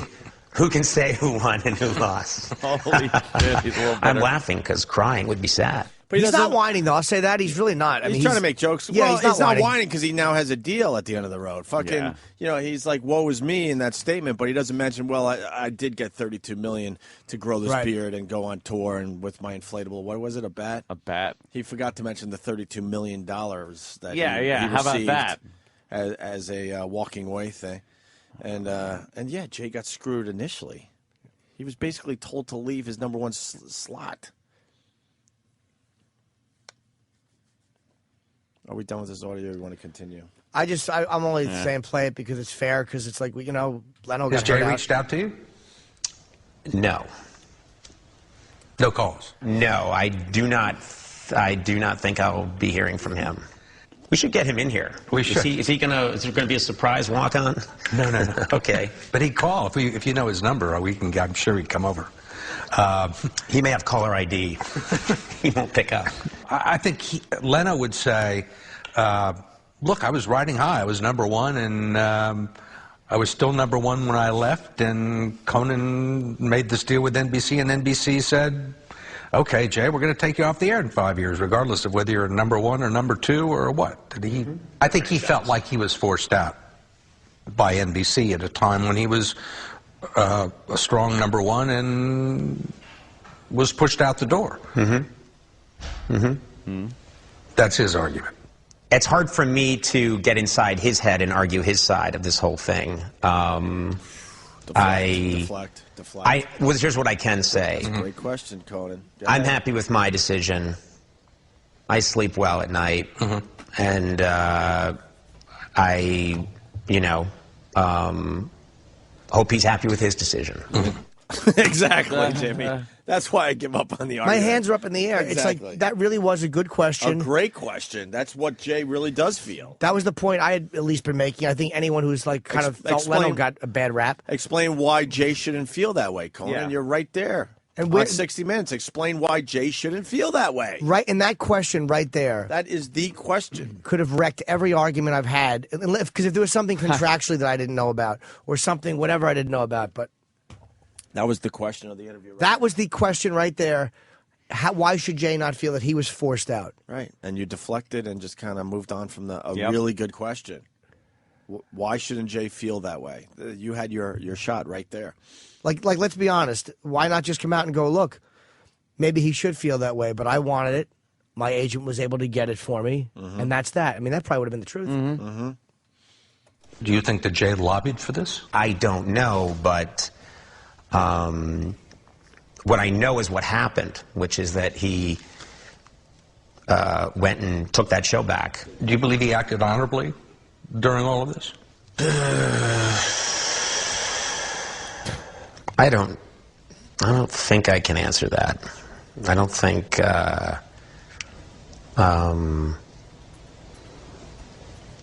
can just tell you maybe how I would have handled it, and I would do it differently. You wouldn't have come back on The Tonight Show? If I had surrendered The Tonight Show and handed it over to somebody publicly and wished them well, and then I would not have come back 6 months later. But that's me, you know. Everyone's got their own, way of doing things. What would you have done? Done something else. Go someplace else. Come on. Done something else. Go someplace else. Come on. Cool. Would you? But you sort of pushed George Lopez to a later fucking slot. And George, I guess, is a different person. Come on. Yeah, there's no way George Lopez is sitting there going, yeah, I'll take the audience that I've built up since feeling good about the started show and where I'm at, and Conan wants to come here. Yeah, no problem. I'll move. Yeah, I'll step aside. No. When you're talking about egos, no. I'll be the good Mexican. No. He must have a non-disparagement thing, though. The media was like, he bashed Leno. He didn't bash Leno at all. That wasn't bashing Leno. He probably has a non-disparagement thing in his contract. You can't trash them because he's not bashing anybody. Conan's going to have Lopez deported, I hear. He's actually going to have him thrown out of the country. Wonderful. Going to do a live broadcast from Arizona and hope for the best. Yeah, and just watch him get arrested and thrown over the fucking wall. Has Zucker called you? No. You haven't talked to Zucker since this offer was made to you? That's right. At some point, I'm sure I'm going to bump into these people. And, you know, I'm not sure we're going to have our arms around each other and drinking beer and singing old Irish fight songs, because I don't think they know any. But, you know, I wish, this is going to sound crazy, I do wish these people well. Jeff Zucker was quoted as saying, at the end of the day, the viewers voted, and they didn't like Conan as the host of The Tonight Show. Can I take back what I just said? You take issue with that. That's funny. In my opinion. I don't think that's fair or accurate, but he's entitled to his opinion. I think for anyone to say that the results were in after 6 months, that doesn't ring true to me. Oh, they said that for the first time in history, The Tonight Show was losing money. I don't see how that's I honestly don't see how that's possible. It's really not possible. It isn't possible. All right, two things. First of all, it's not impossible. They were used to making a certain amount of money when Jay Leno had The Tonight Show, and that number was way down. So to them, they were losing money. Technically, they probably were making money, but losing money from where they were used to being, if that makes sense, right? Yeah, but I think they expected that. I don't think they expected Conan to come in and take up exactly where Jay left off. He was number one. Right. I don't think they expected that big a drop-off. But I think it was it was a big enough drop-off where everyone got nervous. Like, we are losing money from where we were, and more than we thought we would lose. 5 months, though? 6 months. Or 6 months? That's that's brutal. I was going to go the other way with it. I think he said 6 months. I think 6 months is an eternity when you're talking about network fucking TV. Yeah, but when you're trying to build a fucking talk show, but it wasn't building. You had a guy that was with the company for many, many years. That many of the people were already familiar with Conan, what he had to do. If it was a brand new guy, then I would understand. Yeah. But they already knew what Conan was capable of doing when they moved him down. I think that's the big difference. So that's why I think 6 fucking months was an eternity in this situation. For a new guy, not so much. I agree with you. But someone like Conan, who was with the company a very long time. Yeah, Jay was a new guy when he came in, so people you get to know him. Do we like this guy? Do we not? But I think Conan has been famous enough where everybody knew whether they liked Conan or didn't like Conan. Yeah. Again, who the hell knows? And that said, executives like that. It is NBC. Yeah. I mean, that's where everyone's in agreement. NBC really fucking dropped the ball big time in this whole situation. You got $30 million that you didn't have before. You got a very lucrative new gig on TBS, which has an audience that very young audience, custom made for you. George Lopez. It wasn't all bad. That's the point I keep making. It's Lopez. Crucial to me. What about George Lopez? What about George Lopez? Anyone seeing this take anything away from this. It's I'm fine. Is George Lopez? I'm doing great. Is George Lopez? I hope people still find me comedically absurd and ridiculous, and I don't regret anything. I do believe, and this might be my Catholic upbringing or Irish magical thinking, but I think things happen for a reason. I really do. I thought the Lutherans believed that. Oh, my God, it is Lutherans. Okay. I believe that if I experience any joy in life, I'll go to hell. That's what I believe. All right. I officially give up, though. Is that it? Yeah, I really do. Giving up? I'm not. It's official. I don't agree with Conan's side or whatever, but I just give up on this argument. I'm done with it. Is Mike Baker calling? After the break. Okay. He's all set up for after the break. Good. So that's it with the Conan J thing. Good luck to everybody, I say. Keep it nice, guys. Keep it fair, nice, cordial. People are backing their guy. That's fine. I get it. I know. If you're a Conan fan, I get it. You're going to back your guy. Yeah, to argue it is silly. Even people they're not going to change their mind. No one's going to change their mind. Even in my private thoughts, people think I'm just stumping for Jay. I literally can't comprehend how people see it another way. And it's not even just because I want Leno to hear that. Even when I'm alone with my fucking misery, I cannot comprehend it. Yeah. It's just, I don't get it. Yeah. All right. Odd situation. Here's the deal. Mike Baker, we're going to go back to the Times Square situation. He's what former CIA agent. Right. He's a very smart dude, and he has obviously a very good insight. Awesome. And he's coming in at the end of the month, too, but I think he's away right now. Well, we figured, let's get him on the phone. If he's a guy we could go to, this is a perfect day to go to him, right? Yeah.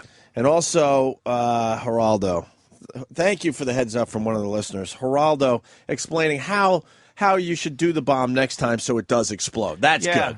Geraldo always That's good, willing, Geraldo. Always willing to help. Right, so Geraldo. we got that.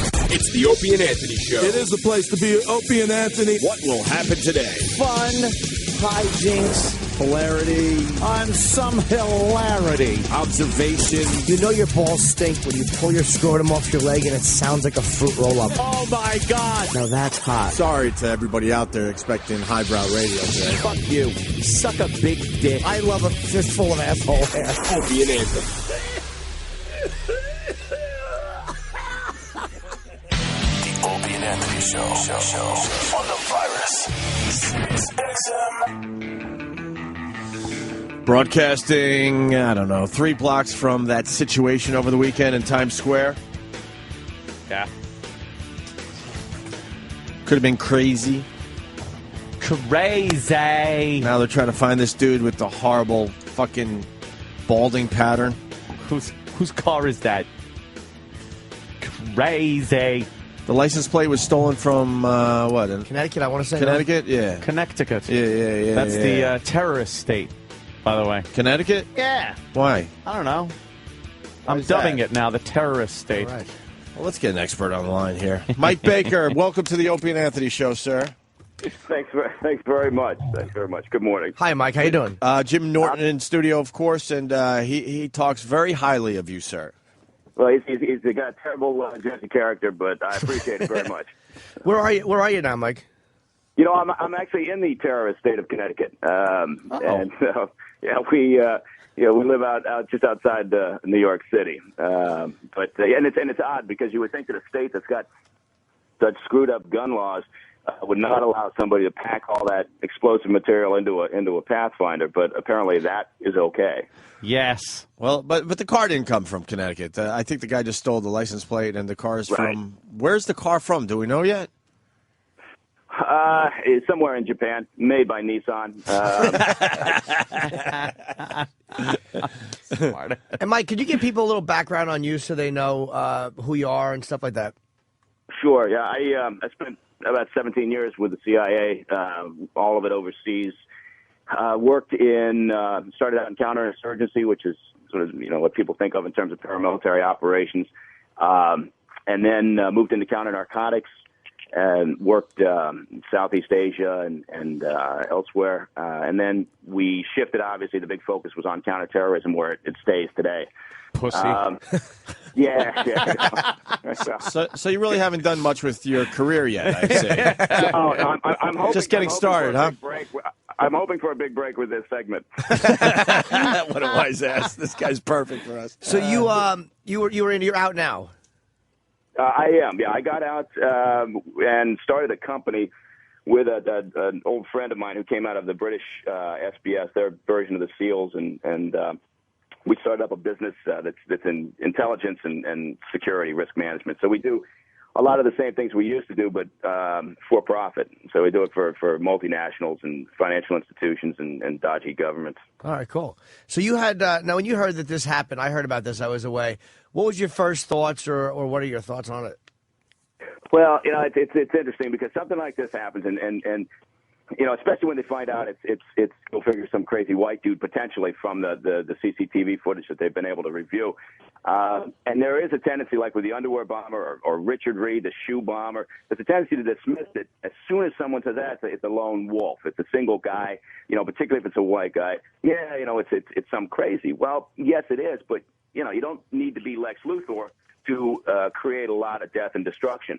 And, the common factor with some of these recent incidents is that they haven't been able to put it all together. And the detonation of the explosive material, the accelerator, has always been the problem for them. And again, it was, last night. But just because it's an individual, and they have no idea, really. I mean, honestly, until they catch this guy, they don't know whether he had accomplices. They don't know what his motives or agenda was. But they do know that this thing had gone off. It could have potentially been very damaging. So do you think, now the security cameras, we were talking about that this morning, these surveillance cameras, you do see a lot of fun, and someone else pointed out, some listener pointed out smartly, that that's what helped catch the London bombers, or that really helped track them, or at least it helped do something with the London bombers.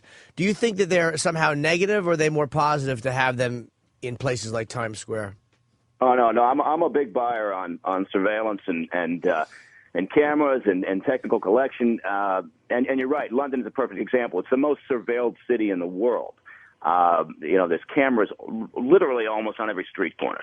And, Times Square is somewhat monitored, but nothing like what they have in London. The problem we've got here is that, the current administration even said so. That at some point Obama came out and said, there's this false choice that the Bush administration went through about, between security and our ideals. Well, there's not a false choice. If you give up some security for civil liberties, then that's what you do. There's a trade-off. And so people, have a Jones about surveillance, have a Jones about cameras, but at the end of the day, something like this happens, and the best evidence we've got besides that car, which is terrific because it didn't detonate, and so they've got a lot of forensic material in there. But the best thing we've got is the monitoring, surveillance. It's funny what a dummy I am. I ask an ex-CIA guy, what do you think of surveillance cameras? Not really into them. I hate them. I hate that intrusion on our privacy. Some people say that, though. You got to think New York is catching up to London, though, because in this situation alone, they're saying 82 cameras might have caught this guy in Times Square. Yeah, well, and again, because it was in Times Square, if it had been in other parts of the city, obviously this may not have happened quite the same way down at 125th in Harlem. Right. But it was very good that we had this. Now, another thing that we had going for us was, people are always interested in what the hell is happening. I mean, it's hard to sometimes understand, but you talk about surveillance, you talk about going out on the street and watching somebody. Well, that's not an easy thing to do because what have you got? You got the street vendors and everyone else, and anything that you're doing is more interesting than what they got going on at that moment. So we were very fortunate that there were some people that were aware, and they saw this guy. Now, the guy was also an idiot, and he parked his vehicle, right where it was going to block traffic and be an obvious problem.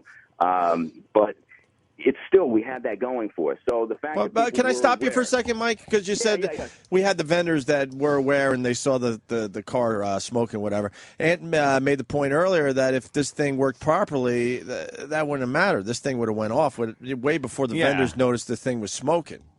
Right. No, that's exactly right. And again, so there's an element of luck here, and there always is. It doesn't matter what the operation is. In the old days, in the job, you'd plan all you want, you'd come up with your best ops plan and hey, this is how it's going to work. As soon as the whistle goes off, and of course you should never start an operation with a whistle. That's always bad. Right. But as soon as the bang goes off, everything falls apart, and it's never like you plan. Mm-hmm. So it's the same way for the terrorists. They do this now. The difference is the guys out in Afghanistan and Iraq. They're making bombs every day. I mean, they get it right just about all the time. Occasionally they'll blow themselves off, and lucky us. But the guys that are doing this Times Square bomb, as an example, he had an idea, he had an agenda, and he didn't have the experience. So we did get lucky. What's your gut on this situation? Who is it? Is it a lone guy you're thinking? Someone mad at the government? I mean, where are you at with this? With your gut? Yeah, I think it's an individual. Again, I don't discount the importance of it because it's an individual. Right. I think he's the materials you have in there. A couple of propane tanks. You had like 70 pounds of fertilizer. There wasn't enough in there to some people. Everybody was a bomb expert last night. I was skimming around the channels, and it's like everybody in New York City had time making bombs. And, they were talking about the destruction of the entire eastern seaboard. Well, it wouldn't have done that, but it could have been bad. It's just that I think this guy is pissed off, like you said. I think he's angry about something. What it is, it's all speculation. Taxes. Until they bang him up, it's speculation. Sure. And they will find them, right? Oh, yeah. The pisser about most successful bombs is that it blows all the forensic material to hell. And so you've got to do a lot of recreation. This thing, they've got everything. There'll probably be receipts in there, from the purchase of some of this goods. They're going to be printed all over the place. There'll be connectors, wires. They'll be able to trace back the purchase of all the items. They'll have this guy. Again, yesterday, everybody was an investigative expert was saying, well, they're going to have him inside of 24 hours. Well, who knows? Does that make you laugh when you're flipping around the TV and you see these dummies on experts on TV claiming to be experts on all this? Well, yeah, when it's like the Food Network, and you think, what? The Food Network is discussing the bomb. So, yeah.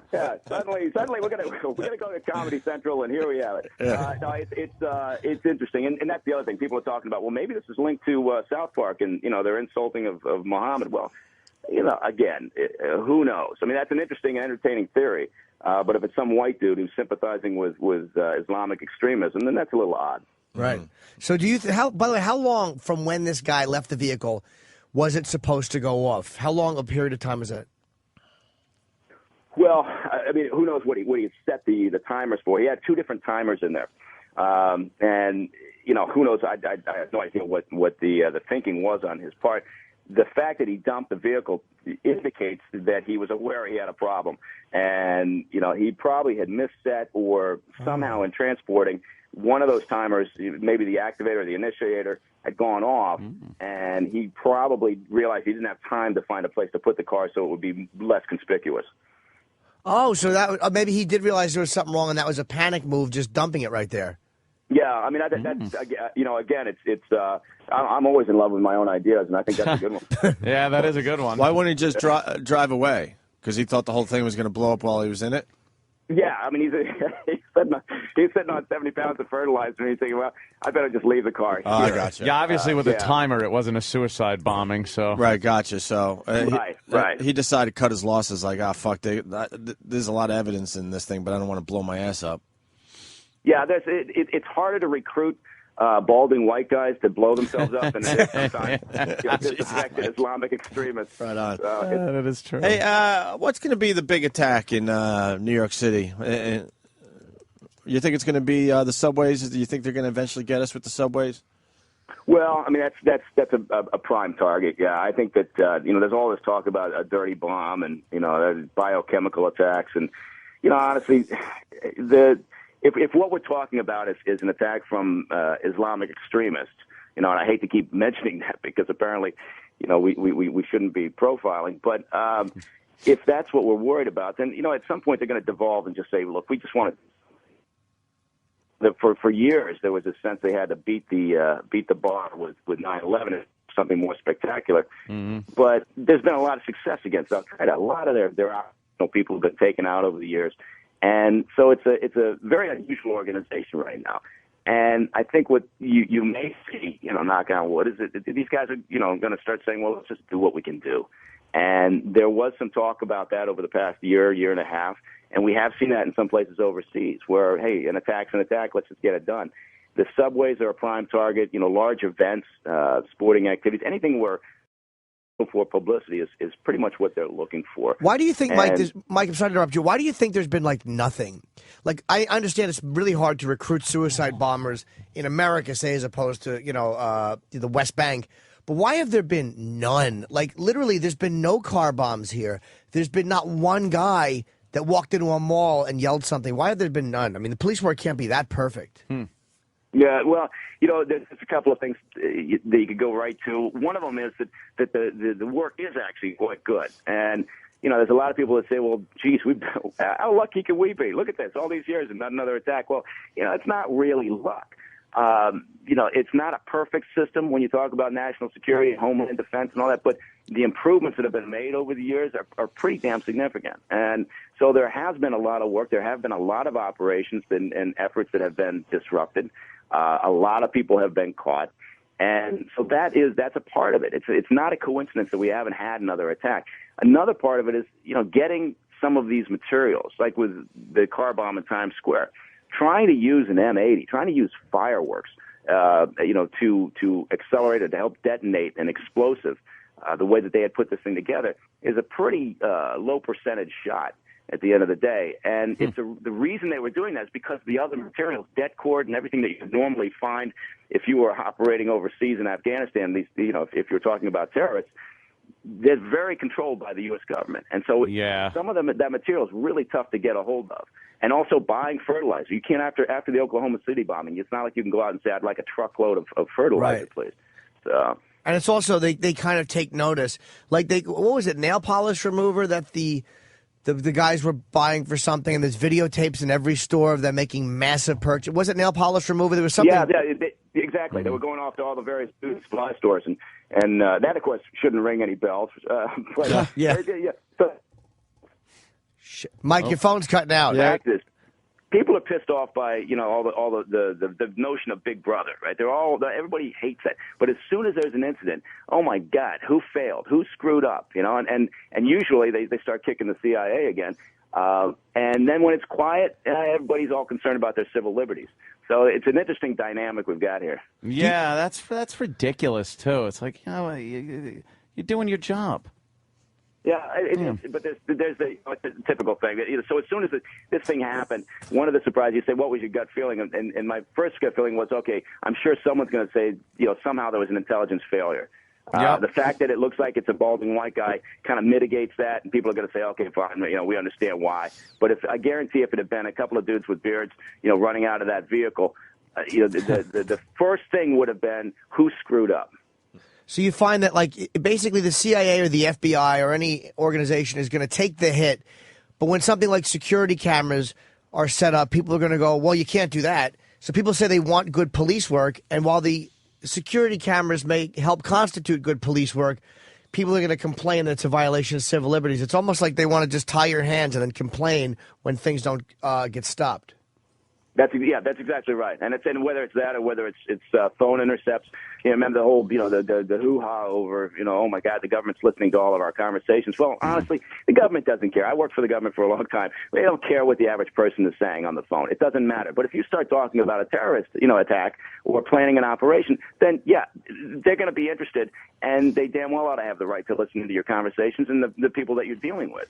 But for the most part, they just don't give a crap. If you don't go out there and do something, that raises the suspicion, then they care less. But people don't want to believe that. They want to believe that the government's interested in them personally. Why are we so self-blaming in this country, too? Like, if something does get through and it blows up, it's always, oh, who fucked up, on our side? And we always want to blame ourselves, this country, instead of just going, they're the guys that we have to concentrate on, the terrorists, and they got one through, unfortunately, but, we're trying. Yeah, no, good God, it's right. I mean, it's the first thing we do is we start, beating ourselves over the back. Every time there's an incident or a problem, you're right. We do tend to go through this self-flagellation, and the next thing you know, someone wants to start up a commission to investigate because somebody's got to, lose their career over this because somebody, of course, had to screw up.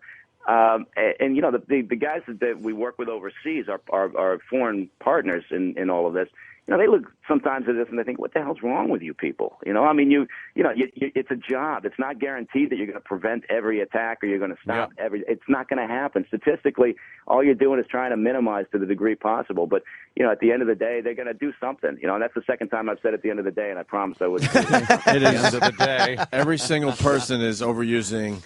At the end of the day. Oh, my God. Everyone. Just say 11:59. Everyone is using that one. So, no, you don't have to apologize. Hey, the NSA is even, to me, more secretive than the CIA, the National Security Agency? Is that what they're called? Well, nobody knew that until you just said it, but okay. Oh, Jim. What exactly do they do? Well, let me give you the rundown. What they do is what's the best way to put it? It's sort of the listening wing of the intelligence community. So these guys are out there. There's a human intelligence collection, right? So we're going to go out there. We're going to identify that somebody is providing support for terrorism. We're going to try to recruit that person through whatever motivation they may have, positive or negative, and get them on board to start providing intelligence. That's human source reporting. NSA focuses on technical collection. So whether it's intercepts or whether it's standard phone communications, satellite, whatever it may be, on the technical side, in sort of a simplistic way, that's what NSA does. Incredibly important, and huge amounts of information come flying in from all over the world, and they share it with our allies, and it's all goodness in life. But they're a terrific organization, fantastic. But it employs a lot of smart people, and I was never smart enough to get anywhere near their building. What time of the day does their day end? usually about 5 o'clock. It's Friday about 4. Just wanted to Most know, of you are out the door to go play golf. So we shouldn't be worried at all. No, it's really about a 35-hour work week for most people in the intelligence community. We're looking forward to you coming in. We got you in, I think, at the end of the month. Yeah, And, absolutely. When are you on Red Eye again? I know you were going to guest host for Greg. Yeah, it's towards the end of the month. I think the 24th, 25th, and 26th of May. Yeah. And when's your book coming out? Don't you have a book coming out that you... I thought he was coming in to promote a book. I got a book that's become a running gag with the people that represent me because we've been talking about this now for about a year. It's in about its 7th iteration. It's all based on shit that stuff that I learned at the agency. Yeah. And so it's coming out in hopefully in about 5 or 6 years. So you come in to be able to call the he's just coming in and talking he's about coming in to security hang stuff. out Yeah, when he's in New York. All right, great. All right, Mike, I'll definitely see you soon. Thank you, Mike. Excellent, man. Thanks so much. Thanks. Mike Take care. Baker, very good guest for the show. Yeah, he's a smart guy. Call it the agency. Fred M He from just calls it Rochester. the agency. And How the cool job. is that? The job, the agency. Fred M from Rochester, get ready, Ant. Hey, tell Anthony over there to get on his fucking knees and praise Obama for stopping yet another security breach during his administration. Bush didn't stop a single one, but Obama isn't going down that road. Not no way, What? no how. What? He's trying to get a rise out of Anthony. What? Shut up. This could have been a big deal if we didn't have Obama in office. Obama's is what he's saying. administration is a nightmare to this country. That's like him just being in office is a nightmare. Please. All right. Hey, we just had the expert on the line there, Mike Baker, and finally got the Geraldo audio. Oh, good. Another expert. Another expert with his take on the whole Times Square bomb thing. Listen to this. Kevin Barry joins us, the former bomb squad guy, along with our own Dr. Michael Bodden. So what about this bomb? This device. Why Michael Bodden? Is Michael Bodden depressed that the bomb didn't go off so he could be looking at dead bodies? Oh, he would be in his coroner's office just looking at people riddled with car parts. Right. Of course. Oh, God. He'd be sniffing it like it was a potpourri. Cast members of The Lion King sprawled out on the table. Right. He's sawing their heads off. Here's Mustafa with a bumper in his teeth. Yeah, that ghoul doesn't use electric fucking tools because he really wants to enjoy every fucking hand tools. Yeah, get that saw. Get the old school saw out and just start sawing away that fucking ghoul. Bomb. This device functioned, but it low-ordered. The improvised detonator. You're saying it did function? It did function, but it did not function as designed.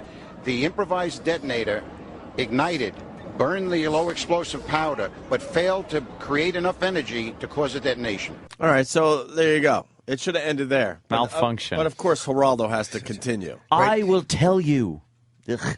Well, that's just Michael Bodden. Listen to Have you ever heard of someone attempting to use fireworks? In this case, the M88s. They're a little less powerful than the classic M80s, the cherry bombs of my youth, now outlawed widely. M88s available in Pennsylvania. That's the closest here. Have you ever heard of someone trying to use a firework as a detonator? Yeah, this has gunpowder in it, so that it could be used as a detonator. And I think what happened in this case, and the scary part to me, together with the shoe bomber and the underwear bomber, is in this case the detonating devices didn't work. And that's how we dodged the bullets. If the detonator devices start being made better, we're going to be in a lot of trouble.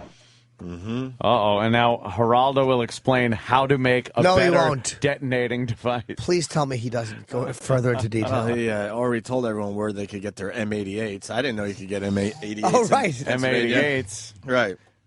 But tell me more specifically, Kevin, why the device didn't detonate. There was a plethora of wires. It wasn't amateur. There's all this wiring. Why didn't it blow? We know there were two timing circuits with two clocks. One, they said, led back to the large container. It may have been, one was a arming device, which is a countdown timer. It's safe to move while it's in the vehicle. The second timer takes over after the device is armed, and that's a countdown timer. It's not the first time that somebody in New York trying to deliver an improvised explosive device has hit one of our fine potholes and caused the device to function accidentally. Isn't that funny? It's not the first. Wow. Isn't that funny? Hysterical. You think maybe he hit a pothole and it started up one of the timers and the guy freaked out? Ah, shit. Maybe. All right. I wonder if he was going into. You know what? He may have been parking. He may have been wanting to go into a parking garage. Because maybe it would have done more damage there. Maybe he was going to a specific parking garage. Maybe. And then finally this. But, if you're going to go to all that trouble, I just came back from Afghanistan. In Afghanistan, they use a 9-volt battery for a detonator that seems to work every damn time one of our vehicles rides over it. Why didn't they spend another $2 for the 9-volt instead of the M88s? It's not the 9 volts. They can't obtain the detonators and the commercial explosives in our country because it's so well controlled by the government. Igniters. I think that is a very good point. And I also think, Bo, the fact that there was fertilizer in there, but only 70 pounds of it, I think the guys that sell the ammonium nitrate in this country after Timothy McVeigh are pretty hip about not selling it unless it's to Farmer John. Well, I mean, they're aware. They're aware that it is a concentrate Farmer that John? can form an explosion. only guy? But again, when we're talking about Afghanistan, we're talking about people who have their hands on real explosives over there, and they're trained, fully trained. That's all they do is blow things up. This is a person that all of a sudden wanted to, and obviously he didn't know what he was doing. Thank God he didn't know what he was doing. Thank God. I just saw the ugliest woman alive. I was looking at her, too. I know. That was a weird-looking woman. Rear Admiral Sally Bryce or something. Can you look her up? Wow. Rear I Admiral. thought it was a guy in a wig. She had to be a man. She had to be, dude. I agree. I would have to say she was a man. She couldn't be a chick. That was unbelievable. She's too weird looking. So there you go. There's Geraldo kind of helping people along a little bit. Yeah. Get that 9-volt battery. Yep. Maybe a rocket igniter. We got Geraldo on the line. Geraldo. How you doing this morning, gentlemen? Hi, This is Geraldo. from Times Square, and there's a man over there. God damn it, cameraman, look over there. There's a man in that car lighting a cigarette. There you go. Geraldo Rivera, everyone. Well, she's atrocious. Holy shit. This broad is brutal. Rear Admiral. Terrible. Wow. She looks like a guy wearing a hat wig. She looks like a guy wearing a hat with little blonde hair in it. Oh, my God. Oh, she's an abomination. She's terrible. Wow. Got the old Mrs. Brady hairdo. Who does she look like? What guy does she look like? Almost like that Cromwell, that actor, James Cromwell. James Cromwell. Is that his name? Yeah, she looks a little like him. All right. What a disaster. Oh, she she's is. not a pretty woman. I wonder if her husband fucks her and thinks of other attractive admirals like James Stockdale. Admiral Halsey. Yeah, see? Does kind of look like him. Wow, good call. Yeah. Put a little wig on him. Yeah, see? That's pretty close. She is ugly. UGLY. Oh, jeez. They call him a rear admiral probably because everybody's going to stand back there near the rear and go, don't look at me or something. The fact of the matter is that if you're going to take a common household item like a timer and turn it into a component of an improvised explosive device, you sort of do have to break it. So it's not really surprising to people in the bomb tech community that it was broken. So I guess for those of us who don't know that much about bomb making, I mean, it doesn't have to be something that's very high tech. It can be crude, putting it all together, right? Well, again, I mean, and do you think what this guy had was enough to cause a lot of damage in the area? No, it turned out to be non-functional. By that I mean the explosives, quote unquote, the fertilizer there was not of the correct grade to be a blasting agent grade high explosive. And that's what's in the vial that appears on the table. What is that's the point training of aid. explaining how to do this properly? They need something to say. They feel important being on TV. What ammonium nitrate prills may in fact look like. He didn't have ammonium nitrate prills. He went and got fertilizer from wherever it was obtained. You got like horse How do shit. they figure out how much damage this bomb Tapes of could this have show done? in the back of his truck. He has a stinky truck. He just thought fertilizer would work. He went to a home and garden After place. some of the horrific topsoil. bombs that did occur in the United States. You know what? Mike made a good point. I didn't even think of the forensic evidence that you wouldn't think to cover up because you're expecting it to explode. Yeah. I didn't even think, oh, yeah, fingerprints that are going to be there because you probably wouldn't be as protective thinking that, if I may say, is going to go kablooey. And they're amazing even after it goes kablooey with picking up the little pieces and knowing exactly where they came from, what the fuck kind of car it was, where it was made, where it was bought, the VIN numbers, like all that shit. Yeah. And the VIN number was taken off, like it's usually down by the left side of your windshield or the right side. That was removed. Like he thought he was being smart by taking that out. Right. Meanwhile, it's on another 10 places on the car. It's like on the engine block. Oh, really? And then there's certain hidden places that the VIN number is. So this guy just seemed like a dummy. It's on the roof. It's Vin's car. My buddy Vin said that once. Oh, shit. Hey, Vin's number. Didn't Geraldo also have the cameras and lights on the shore of? Remember that fucking story? We were invading somewhere and Geraldo was already there. Oh, was waiting that, for them to come ashore? Grenada or and they started coming close. Someone helped me out, and they turned on turn those fucking lights off. They got all pissed off because all of a sudden the cameras went on with the big lights, so they could fucking film the whole fucking invasion. Yeah, they're like Navy SEALs are coming out of the water, and there's Geraldo turning on his fucking Somalia camera. Or something. Help me out. Where was that? He is a find that dumbbell. story. He's It's not giving away arm positions. He's done that before. He's just a fool. Him and his dumb maps. Well, what we're going to do Monday, it's always like, this is what we're planning on doing. We'll find that story as we go to break, I guess. Dave Winfield will be here soon. Yes. Within the half hour, maybe less. Very cool. He's promoting, his mom died of breast cancer, so he's promoting a breast cancer, I think, organization. Right. I don't know all the details, but actually I know none of the details other than what I just gave. Do you like when I don't know what I'm talking about? I say I don't know all the details. There's a lot more that I do know, but I'm just not revealing. I know nothing. Well, Dave will be here, and he's promoting a good cause. We'll know a lot more when he gets here and explains. Also, this oil slick, we should talk about that. Apparently he played for the Yankees. It's on the one sheet? Seems to be. We'll do some oil slick shit next, man. I don't know. Is God telling New Orleans something?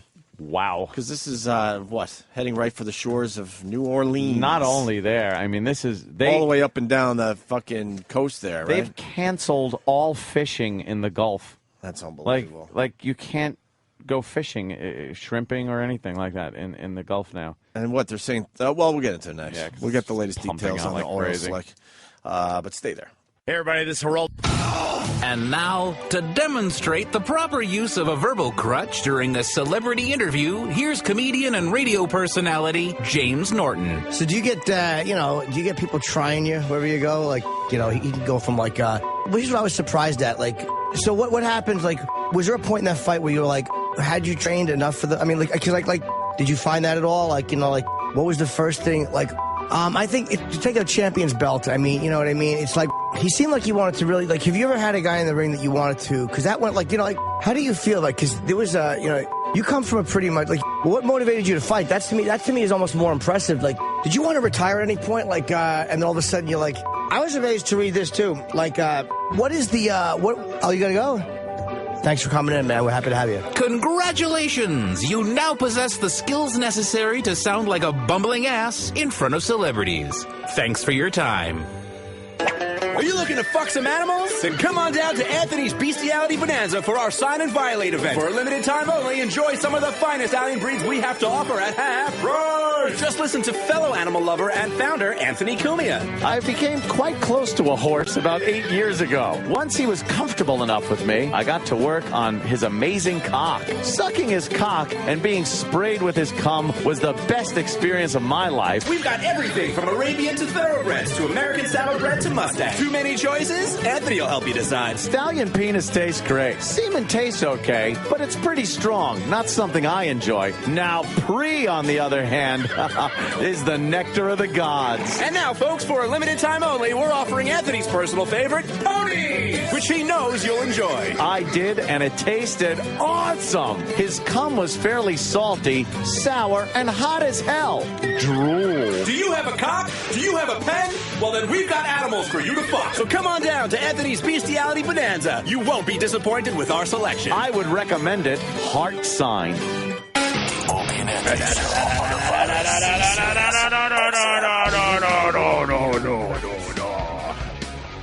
Oh, right on. I know why Travis is playing this. Oh. No? Why was he? Well, the ugly broad looks like Geddy Lee. Oh. Good call. We missed the, I don't know if... I thought it was for the Habs. Because they're Canadian. The Habitants. She does look like Geddy Lee. Good call, man. The fucking Canadians hanging tough with the Penguins. Series tied at 1 game apiece. Wow. That's pretty impressive right there, my friends. The Canadians. The Canadians are hanging tough with Crosby and the Penguins. Bruins beat the Flyers there over the weekend. Yeah. I was at a wedding on, what day was it? I guess Saturday. And they decided to have the Flyers-Bruins game during the wedding. So we're all in the pews just getting fucking hockey updates. Because there's a lot of nonsense before they actually go. And for the first time, here's the blah-blahs. Was there a letter from the Corinthians? I think there was a letter from the Corinthians. There was a someone few. had to get up and read. All fathers. That letter from the Corinthians is always in there. It's a treat, isn't we it? know it already. Every single time, it's Enough a treat. with the Corinthians and their letters. A lot of downtime at the wedding ceremony in the church. A lot of downtime. So we're all on our Blackberries, iPhones, and a couple droids. I bet getting the hockey scores. I bet the priests hate that. What? Like that people can just text in church. Like you're supposed to be sitting there and listening to his drivel, and you're just texting or checking, sports scores and twittering. And Father Vince was terrific, but there's only so much you could do with the same stuff we've heard a million times. Why doesn't he just stand up there and tweet his sermon, and everyone could just check their Twitter, and it'll be totally silent? You know how many followers God would have on Twitter? Oh, my God. Wouldn't God have a couple lot? hundred, I'm thinking. Perhaps who? That's about right. I think a couple hundred there would be about 100. Right. Go Flyers, P-roll saying. God. And then he actually would be taken, so he'd have to put the real God. Yeah. Yeah. Or God. I couldn't think of something else. Why don't I just shut up? There you go. Let's go to Mikey in New York. Fuck Mikey. Mikey. Hey, what's going on, boys? What, hey, Mikey? Opie, what? I want to know how you feel about the Flyers. Well, I mean, obviously, I got a lot of friends and family down in Philly, but that doesn't make me a Flyers fan, my friend. I'm an Islanders fan. But come on. I really am an Islanders fan, but you got my old coach there. Laviolette is a fine coach, so you guys are in good shape. But, I mean, you're down 1-0 with the Bruins there. I'll tell you what, though, we played amazing against New Jersey. And you did? What position do you play, dude? I think we had too many days off. What position do you play? Yeah. You're saying we. What position? Yeah, you said you play. I don't mind the we. Come on. I hate the we. You hate the we? Hate the we. Yep. Why? You didn't like all the phone calls, people congratulating you because the Yankees won the World Series? That's stupid. Why congratulate me? Because you're a big fan. You know, we put up a good fight last night. Did you see? We took it right into the end. And no. Most sports talk and cliches suck a dick. I agree. But the we, I don't mind as much. Yeah? And I don't mind when people call you to congratulate you because your team won something. Do you hate big. putting their game face on? I hate all those sports do you cliches. hate they came to play? I hate that. How about they left it all on the field? Oh, God, that's a good one. How about that's a no-brainer? Oh, I hate that. How about they played with a lot of heart? Oh, yeah. God. A lot of heart. I gave 110. Oh, no, 110%. Not that one. That's a good one. That's a good one. So, we still got some good hockey out there, and the Sharks lead the Red Wings 2-0, I guess.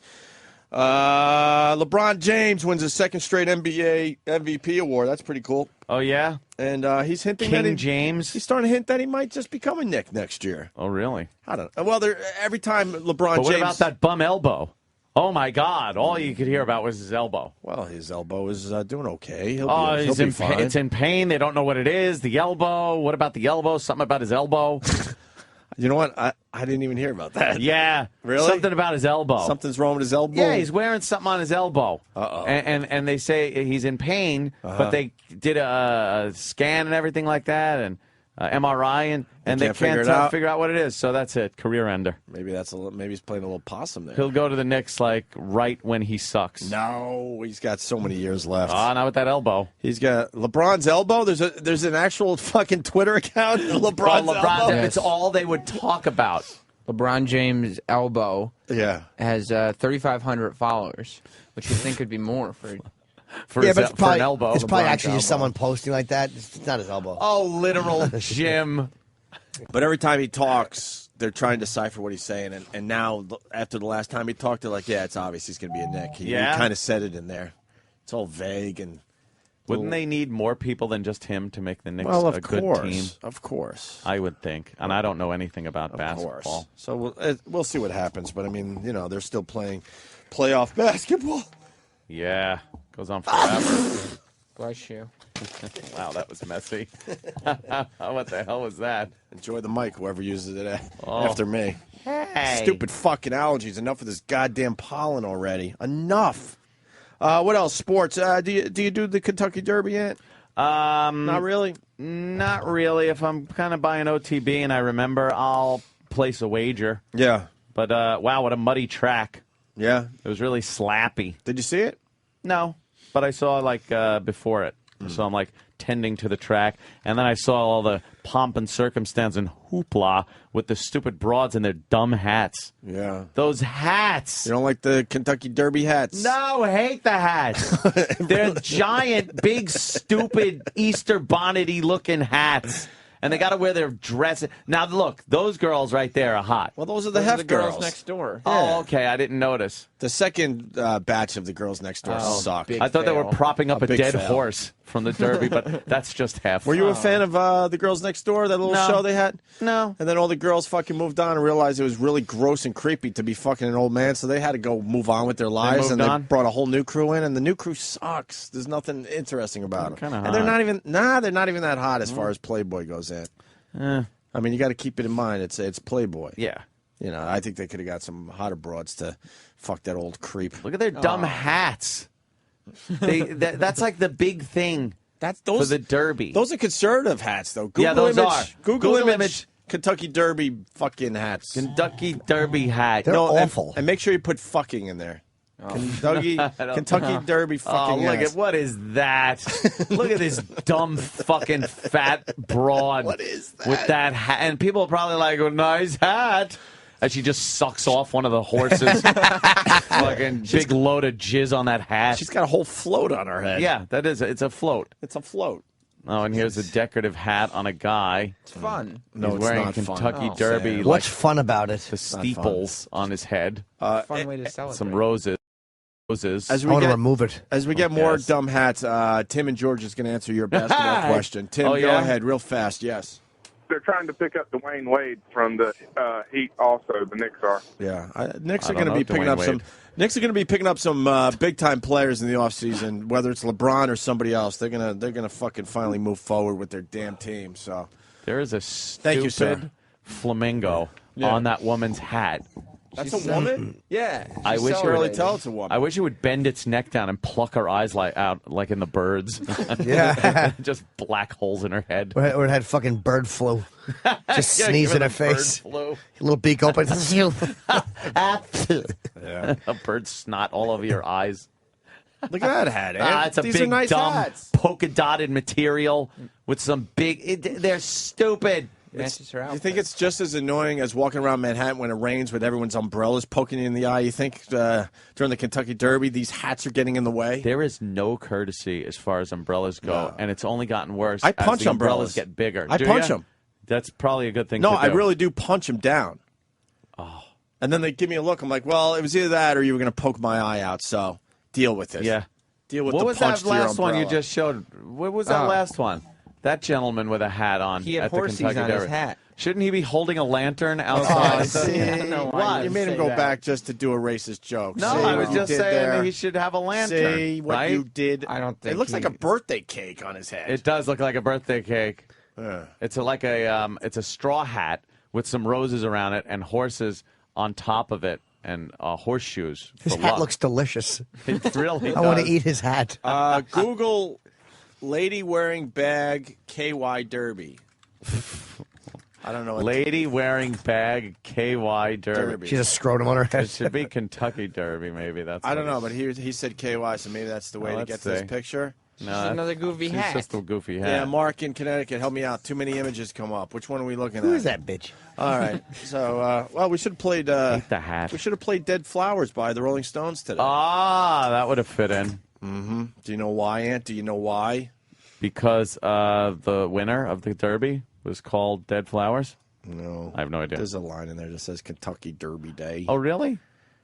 You got I dead had no flowers? I think it's like one of the first lines. You know, short people with the umbrellas are really dangerous because they can't lift it over your head. Right.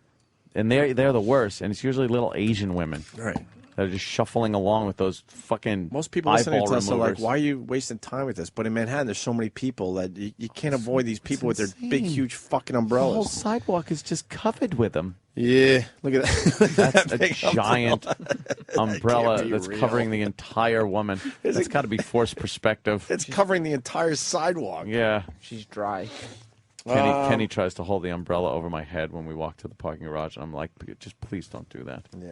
I wear a hood. I don't care if I get wet for half a block. It's creepy. It really is just creepy. Big Kenny holding an umbrella. And it's too high. He's so tall that it's too high up and you still get wet. Well, because, yeah. Because the It goes sideways after it falls past the drops umbrella. Just right. completely Right. missed the umbrella. Hey, did you watch the big fight? Mayweather Mosley, no. Dominates? Jesus. Mayweather dominated Mosley? They said Mosley really hurt him, I think, in the second round. He really didn't wobbled watch him. the I fight. did not see it either. I'm Mosley. Wins 12-round decision, stays undefeated. 41-0. Undefeated in 41 fights. That's pretty impressive. Major League Baseball Players Union opposes Arizona immigration law. Who gives a fuck what they think for it or against it? And now Ozzie Guillen might not go ahead, boycott it. Who gives a shit? Wait, he might what? Boycott the All-Star game. Who cares? You fucking guys hit a ball. Who gives a shit what you think of social policy? Well, that's true. Well, big deal. Well, the All-Star game thing, congressman's getting involved, wants MLB to move 2011 All-Star game from Phoenix. That's next year, right? So we're a year away. Why? Who cares? Because they don't like the policy. A lot of people don't like the Arizona thing. It's none of their fucking business. It's none of their fucking business. It's like they made a law, and that's it. Yeah. Play your stupid game. How many illegal immigrants are playing in Major League Baseball? 8. I would like to know. 8. There are none. I'm going to guess there's none. There's not one. I'd like to know how many illegals play in Major League Baseball. There's either 8 or none. I'm not really sure. I'm going to guess none. But how many of them do? Good point. Oh, my God. This guy's not asking this. Dave on Long Island. Dave? Hey, what's going on, fellas? Hey, Dave. Listen, my brother-in-law texted me the other day. He said to check out AC Transit bus fight. It's a 67-year-old man having a discussion with a black dude, and they get into this thing where the white guy was having his shoe shined by a black guy. Black guy got all offended about it. Yeah. And he started in with the old dude. Old dude looked, Come on. 67-year-old dude hands this guy his ass bloodied up and everything. How do you know he's 67? Yeah, that's impossible that a 67-year-old white guy is going to beat a black guy. Where'd you see this video? It's on YouTube. Check it out. Come on. How many Not people? even- Is it a video people have even seen? Is it one of these like how many hits has it gotten? He gets a lot. He gets a lot of good hits in. I'm not even kidding. I checked it out. Does anyone know what this guy's talking about? I've never seen this one. I know how you call Danny the king of the internet. Right. But I just found this video. Are you kidding? Yeah, but it's not worth playing. Now, wait a minute. Who's actually paying attention A to black this video? guy's on a bus, right? Wait, have this guy explain it, Anthony. Dude. Well, I can Walk only us through the explain it. video, Dave. Yeah. Explain what happens, because I can't believe this.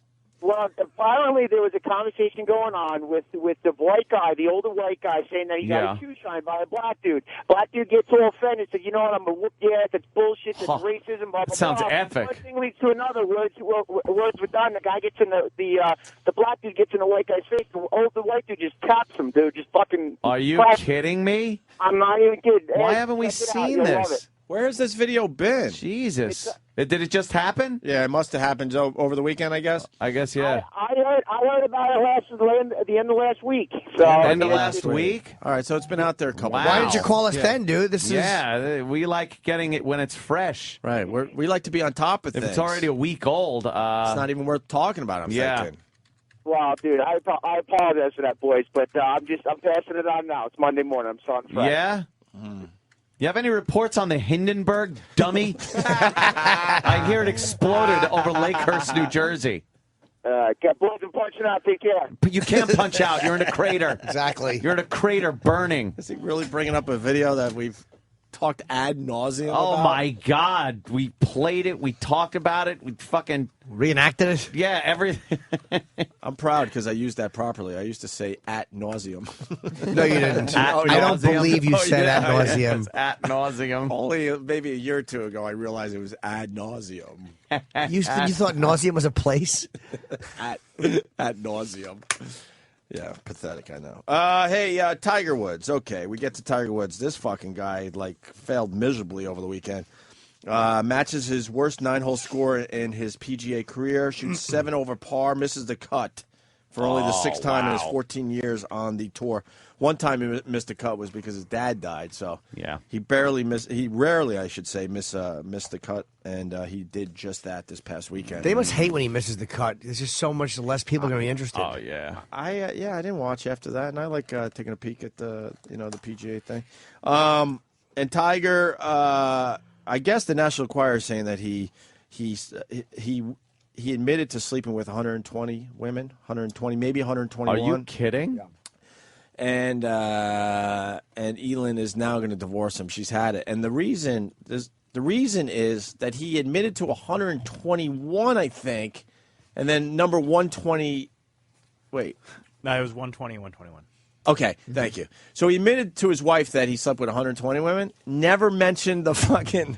What was the one? The one was the neighbor where he was banging next to the crib allegedly and all that. Oh, the babysitter neighbor thing, or whatever. And that was it the one that set her. That was the one where she said, "You know what?" That's what people are saying. I don't know how true it is, but I guess he sat down and told Elin it's 120 women, and then that one came up, and he goes, "Oh yeah, I forgot to mention that one to you." Who blabbed about this?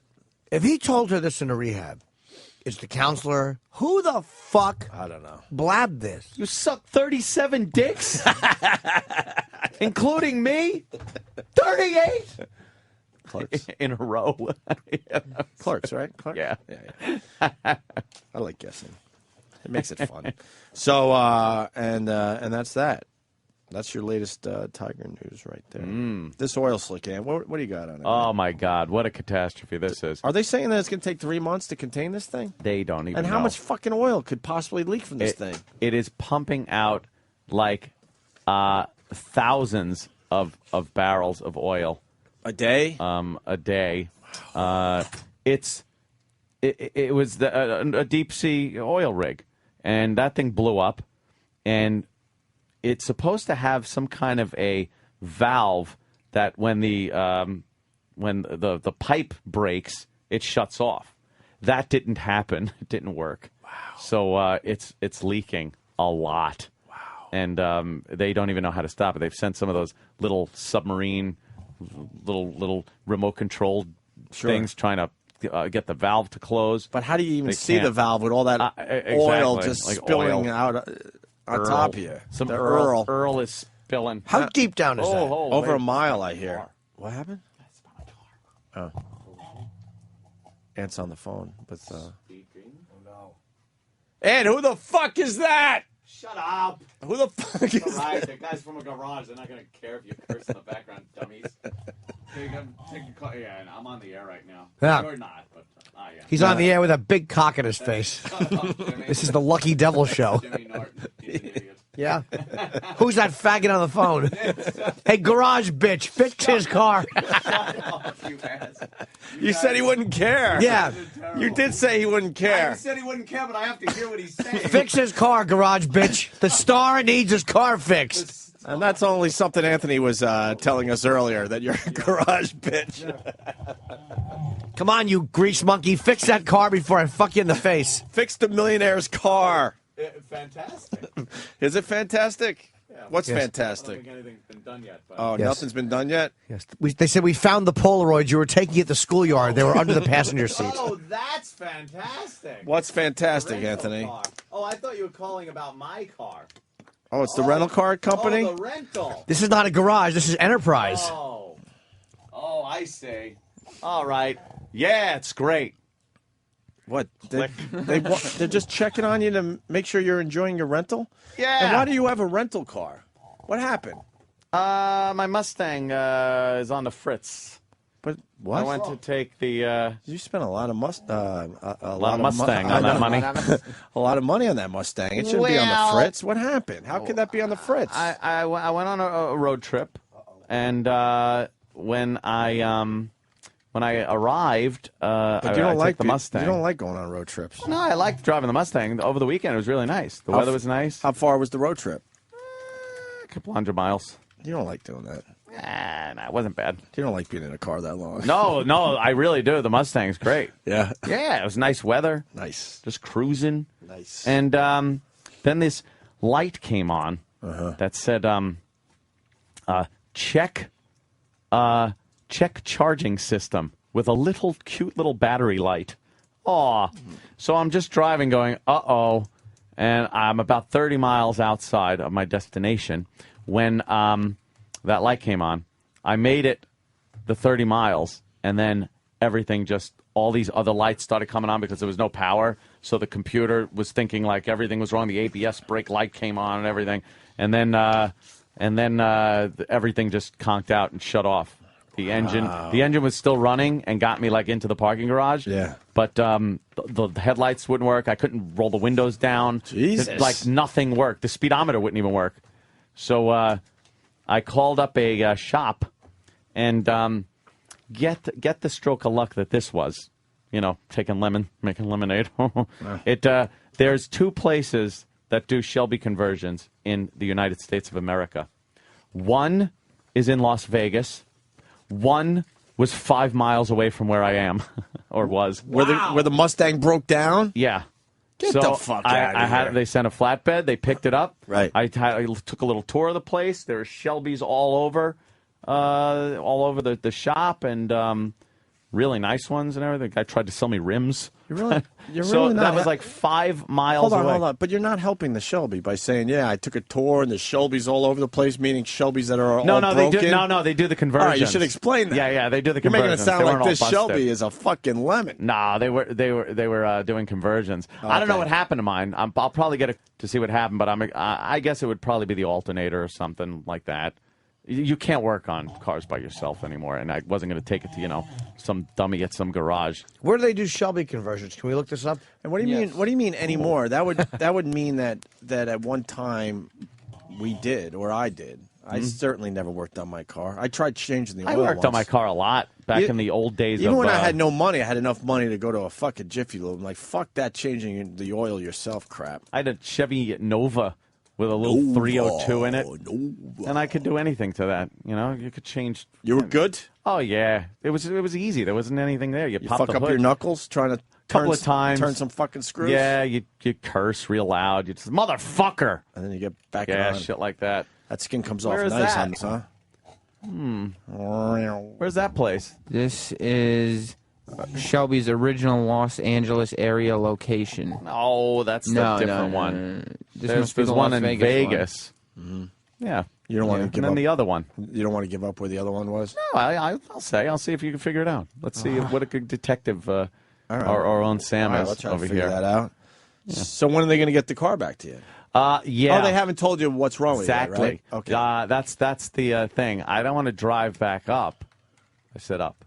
I don't want to drive back up. All right, so but up location from New York. So I'll probably just have it flatbedded back or something like that from there. Right. Because I don't feel like I don't feel like driving all the way there. Stupid car. Right. And then drive back. Sure. Which, wow, man, that rental car can take a beating. Why were you beating up the rental car? Because it's a rental.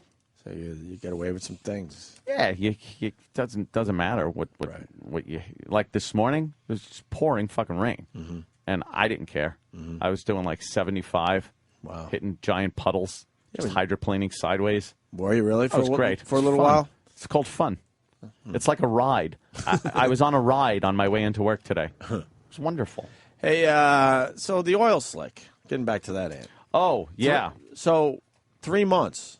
Mm-hmm. Are we up to Valdez numbers here? Not or Valdez yet. situation? Because that's the big one. That's your benchmark. Yeah, that's the benchmark, right? Are we going to surpass that? They're saying that if they don't get this fixed promptly, that it will surpass that. And why is it giant oil slick? Why is it so dangerous to New Orleans? Oil's not good in the water. No, I understand that, but they're saying that could be a catastrophe for New A lot Orleans. of marshland and stuff in New Orleans, and they're a coastal city, right? Very low lying, and I don't think oil is very conducive. Well, it's not to good for anyone, but the they're saying this is really, really bad. Yeah, especially for New Orleans. Does probably know the why? marshlands. And You're going to go with the marshlands? It's going to kill the marshlands. I don't know why you would still live down there. Enough already. Somebody's telling you something. Get the hell out of that area. Is anyone swimming off of New Orleans, by the way? Like, anyway? Is there a beach there? Who even knows? I don't know. I really don't know how either. it's all set up, but just jump in. But I mean, jump in the oil slick. But then it goes. What's next to New Orleans? Let me think. Is it Mississippi? Mississippi. Is Mississippi that way? Mississippi. So Mississippi is being affected too. This can explain a little bit. Ryan in Oklahoma. What's up? Morning, boys. Hey. So I was calling in to talk to you a little bit about that valve Anthony was talking about. It's Sure. actually called a blowout preventer. You Blow. remember the old oil derricks, the pictures where the oil comes shooting out of the ground? Yeah, like in Giant, the movie Giant. Exactly. Yes, and they go, that blowout gusher. preventer- She's a gusher. That blowout preventer was designed to prevent that from happening, from the pressure of the oil coming out and shooting out the land. Mm-hmm. And the way it normally works on an oil rig is it's located on the platform of like a tension leg rig. Oh, shit. Well, this one was so deep in the water that the blowout preventer was located on the highest fixed position, which was actually on the bottom of the sea. Oh, that's a bad Because, place for it. Really? Right, because the sea was, or the ship is actually satellite located, so it just kind of floats over top of where it's drilling, and it's not actually fixed. So the reason why it's such a big deal is, the oil came up so fast that the blowout preventer couldn't have been activated or didn't activate. Yeah. And Now what? that's why this one's different than your normal sea rig. Oh, shit. So how are they going to fucking stop this? Now what? Well, they have the little rovers, the little submarines that'll go down there and try and cap the well. But until they can get down there and do that, it's just going to keep going. And the reason why they're saying it's particularly bad for Louisiana, I think, is because they're so heavily dependent on like shrimping and shrimp, that kind of crap. So like, I'm probably you mean blowing the like hell out of you now. popcorn shrimp? You think they're gonna like and Cajun shrimp? You're gonna mess the shrimp trade? And coconut shrimp? Yeah. Yeah. Yeah, that's what holds up Shrimp the trade. Creole? Yeah. I mean, it took about 3 years for salmon to come back when Exxon Valdez happened in the Alaska area. Yeah. Yeah, see, but now everything's fine up there, right? Yeah. Yeah. So? Nature comes back strong. Yeah, Right? nature doesn't care. There's a few birds that are all stuck with oil and look all sad. But after a while, no one cares. Not an animal guy for the most part, but when you see an oil fucking covered bird, it's pretty damn depressing. I don't care about the birds as much as I do little otters. And I fucking hate birds, but man, you see that bird with his Just wings don't all want a covered in little oil. otter. It is a sad sight. A little otter getting... Otter's slick, though. Can't you get it off the otter a little easier? No, their fur and everything. They got to wash them all. What about the fucking bird wing? I mean... Yeah, birds, pain in the ass. It's like you shouldn't have... You're bird, you fly. What do you land in the water for, dummy? That's true. Fucking after the first 100 birds That's true. get caked with oil, you might fly over the fucking oil You do have slick. the means to stay, above Yeah. the water until you could see that it's not an oil Exactly. slick below you. You're right. Dummy. Fuck the birds. Fucking stupid birds. A little otter can't fly. That's right. Otter Poor just pops his thing. head up going, what the fuck Looks is all this? sad. He's like, oh. All of a sudden, he's Bowser. Bob, bob, bob, bang, bang. Little otter with his hair slicked back. I got it. We got it in.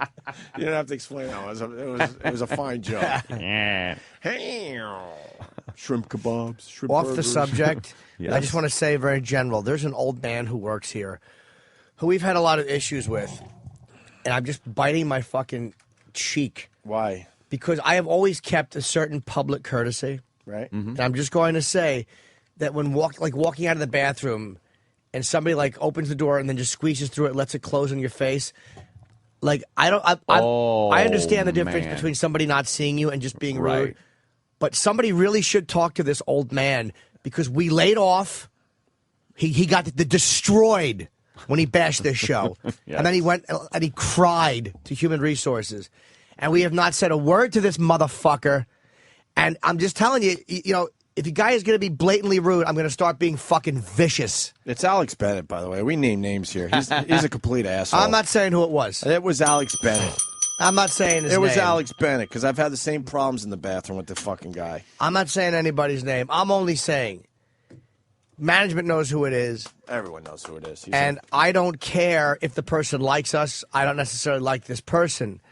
But there are certain behaviors we display in public, as far as like holding a door. And I'm not saying you got to hold it, but don't like purposely walk. I know what you're doing. Yeah, I've been on the planet 41 years. Yeah, you know when somebody's doing it on purpose. Yeah. I mean, that's the social equivalent of like not like when two people are walking down a narrow corridor, turning shoulders. Even if I don't like somebody, and believe me, I don't like this person. I do not like this person or respect them. Yeah. That is something I wouldn't do. What an asshole. It makes me so angry because it's like you had your shot. You had your shot. You talk shit. Yeah. You lost. Now fucking move on. Not only lost, went behind the scenes because he was hurt. He was hurt. And believe me, I'm not saying a person who I don't like or who doesn't like me should go out of their way to display courtesy. I'm not delusional. But when two people are walking out of the bathroom back to fucking back, don't do something like that because I wouldn't do it. And then don't cry. We don't know this guy, though? I'm not saying who he is. It's irrelevant to me who it is to mention his name. Management knows who I'm talking about. Yeah. All right. Let's go to Randy in Nolans. Randy. By the way, Sam got it. Yes, I did. All right. Good for you, Sam. Randy. Hey, man, I just wanted to... What do you want, you tuning son of a bitch? What, Randy? New Orleans is quite a ways from the Gulf Coast where the oil is now, but the concern is it getting into Lake Pontchartrain, which borders New Orleans on the north, because about 15 years ago they stopped dredging the lake, and there's actually marine life back in it. And if the oil was making back into Lake Pontchartrain, that would be on where New Orleans is. It would be what? The last 5 seconds crapped out. Seriously. Go ahead, Randy. It would be on the coast where New Orleans is because it borders Lake Pontchartrain. Right. Okay. Yeah, it's a horrible situation down there. Like horrible. And they don't even know how they're going to shut this fucking thing off. It'll affect oysters too. Oysters and tourism. How does it affect tourism? How many people go into the Gulf of Mexico? I guess the beaches. Oh, okay. Some of the beaches. It's not Bob Edwards. Bob Edwards has never had a problem with Bob Edwards is a nice guy. I'm Bob Edwards. Yes. Eddie. I'm tired. That ghoul. We beat up Bob Edwards for no reason whatsoever. If you want to He's know a the very truth. nice man. He's a very nice guy. Very good broadcaster. He just sleeps upside down in a cave. Right. XM had a rat problem, and Bob Edwards said, "I'll take care of it." Yes. And he worked overtime. All right, Bob. Could you throw the tentacles around like the octopus is really attacking you? He crawled around the fucking crawl space eating rats in the middle of the night, helping the rat situation in XM. You haven't heard about the rats at XM lately, right? No. God, did I want to say something fucking rude, man. Wow. Yeah. And you have to bite your tongue. I don't want to bite my tongue. You don't have to fucking bite your tongue. We're on the air. We can say whatever the fuck we want. No, I'm man. talking about when it makes me very angry. Call somebody out very horribly for their just you know. It's very rude. But I don't slither behind the scenes Yeah. to managers. I just don't do it. You're a good man. I'm just not a woman. All right, we got Dave Winfield in a minute. Just suck a nice good. cock. Fuck, I gotta take a leak. Go run that list. Damn it. God damn it. Wow, really? Let me say hi to Joe in Boston. Joe, how was that water main break up there in Boston, Joe? It's not going to be over till Wednesday, guys. Boil your water. Boil your water. I heard no one had water for the most part in the city of Boston, or a couple million of you. Yeah. I work in a restaurant as a server, so we have to boil water. Give them we have to go to the store to buy ice cubes. Give them cans. It's a major pain in the ass. Oh, that's too bad. Mm. People starving in Africa, but people couldn't get their ice cubes in fucking Boston. I don't know what to tell you about that one, man. That sounds like a fucking Can't bad have a situation. nice cold drink. Yeah. Oh my God. Dave Winfield entering the studio. We got to go, Joe. Call back because I like your fact. The oil rig could drill like the height of Mount Everest. I don't know how the hell they're going to plug it up. All right, call back with that, Joe. Dave Winfield in studio. Hi, Yes, Dave. Dave Winfield. Mr. Winfield. Pretty Yeah. good. Yes, indeed. All huge fans of you, sir, even though I'm a Mets fan.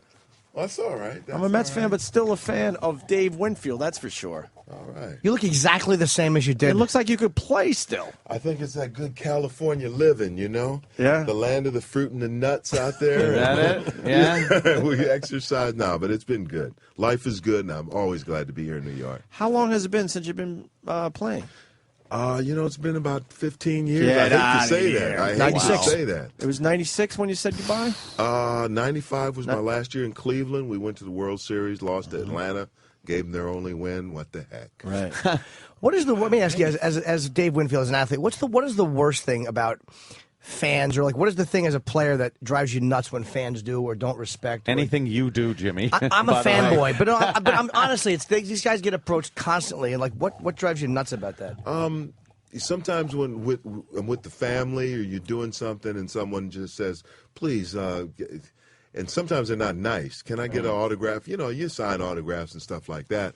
But there's a couple of times you're in the bathroom and you're standing there and the guy looks over at you. Hey, Dave Winfield. I said, not now, man, not now. I want to shake no hands. handshake, shake this. No, yeah. And David, this is the most amazing thing I read about, and I didn't know this. Besides being drafted 4th overall, you were also in baseball. You were drafted by the Hawks and the Stars and the Vikings. Yeah. Only guy ever drafted in all 3 sports. And that's amazing. Actually, they did a commercial. We did a commercial recently. Actually, well, I'll just say with Verizon, and they said, "Who was the only guy drafting all these sports?" And then I walked behind him, and I got a tennis outfit on and everything. See, he does everything. But no, I had a lot of fun with that growing up. Kids nowadays don't play enough sports. The parents either don't let them, or the schools don't let them, and the kids think, he's going to grow up and be the best tennis player ever, best baseball player ever, and then they end up being 5'2" or 3, and they can't, or the best basketball player ever. But it doesn't work that way. Play everything. Just be athletic, be healthy, and have some fun. How do you feel about the not keeping score in sports now when they're trying to, instead of teaching kids how to lose gracefully, they're not keeping score at all? No, they're getting too politically correct, man. It's competition, man. Good for It's you. competition out there. That's It's what like, you're going to have to deal with in the I real world. I know a lot of kids, they got a bookshelf full of trophies, but it's just for showing up, Yeah. Buy the trophy at the end of the year. Did this kid ever win anything? Yeah. What is he good at besides just being on time? He's punctual. Exactly. So what are you doing? You're out of baseball, and do you miss going there every day? They say that's the hardest part for guys when they leave, is just the camaraderie and hanging out with the guys. That's difficult, but everyone goes through that with your exit. When you exit the game, and where do I go and what do I do? And you mean I have to check into the hotel myself, or I have to make my own airline reservation? What the heck is going on? What is this about? But life changes. And I was fortunate. I got a good family. And I always did things in the community, and I kind of knew what I wanted to do. I went into television when I first finished, and I'm back there now. You'll see, tune in on ESPN, Baseball Tonight. You'll see me talking, and I'll interview people. You'll also see me working with the San Diego Padres. I'm Executive Vice President, Senior Advisor. But right now, and why I'm here, and I know we're going to get to it, but Ask.com has asked me to be a spokesperson this second year, the campaign called Ask.com Answers for the Cure. And if you just go, they want to get as many people involved in this fight against breast cancer as they can. So they're using their site, and you go to ask.com/for-the-cure, and you can go to the baseball-themed home site. And there's a lot of answers to questions. You can ask questions, and you can get answers. It's a wonderful site, and ultimately, Ask.com makes a sizable contribution to the Susan G. Komen for the Cure. Really good friend of mine in Philly. Yeah, who's survived. That? Oh, yeah? I don't know if she wants her name, but survived, and she had it bad. Well, listen, the reason... Doing well. Yeah, knock on wood, God bless her. It's been about a year or so. Well, see, this is personal. My mother had breast cancer. When I played here with the Yankees in 87 and 88, man, it was rough because she's in Minnesota. I remember being on the bus leaving, the Yankees, I beat the Twins at the time, but I'm getting on the bus, and she said to me and my brother who was there, I felt a lump in my breast, and I got to go in on Monday. It was like on a Sunday, And she said, I'll tell you the outcome of it. And then when she told us she had that, we said, oh, man, what do you do? Where do you go? So she hung on for about a year and a half. She was able to make it to my wedding, with my wife. She loved my wife and everything.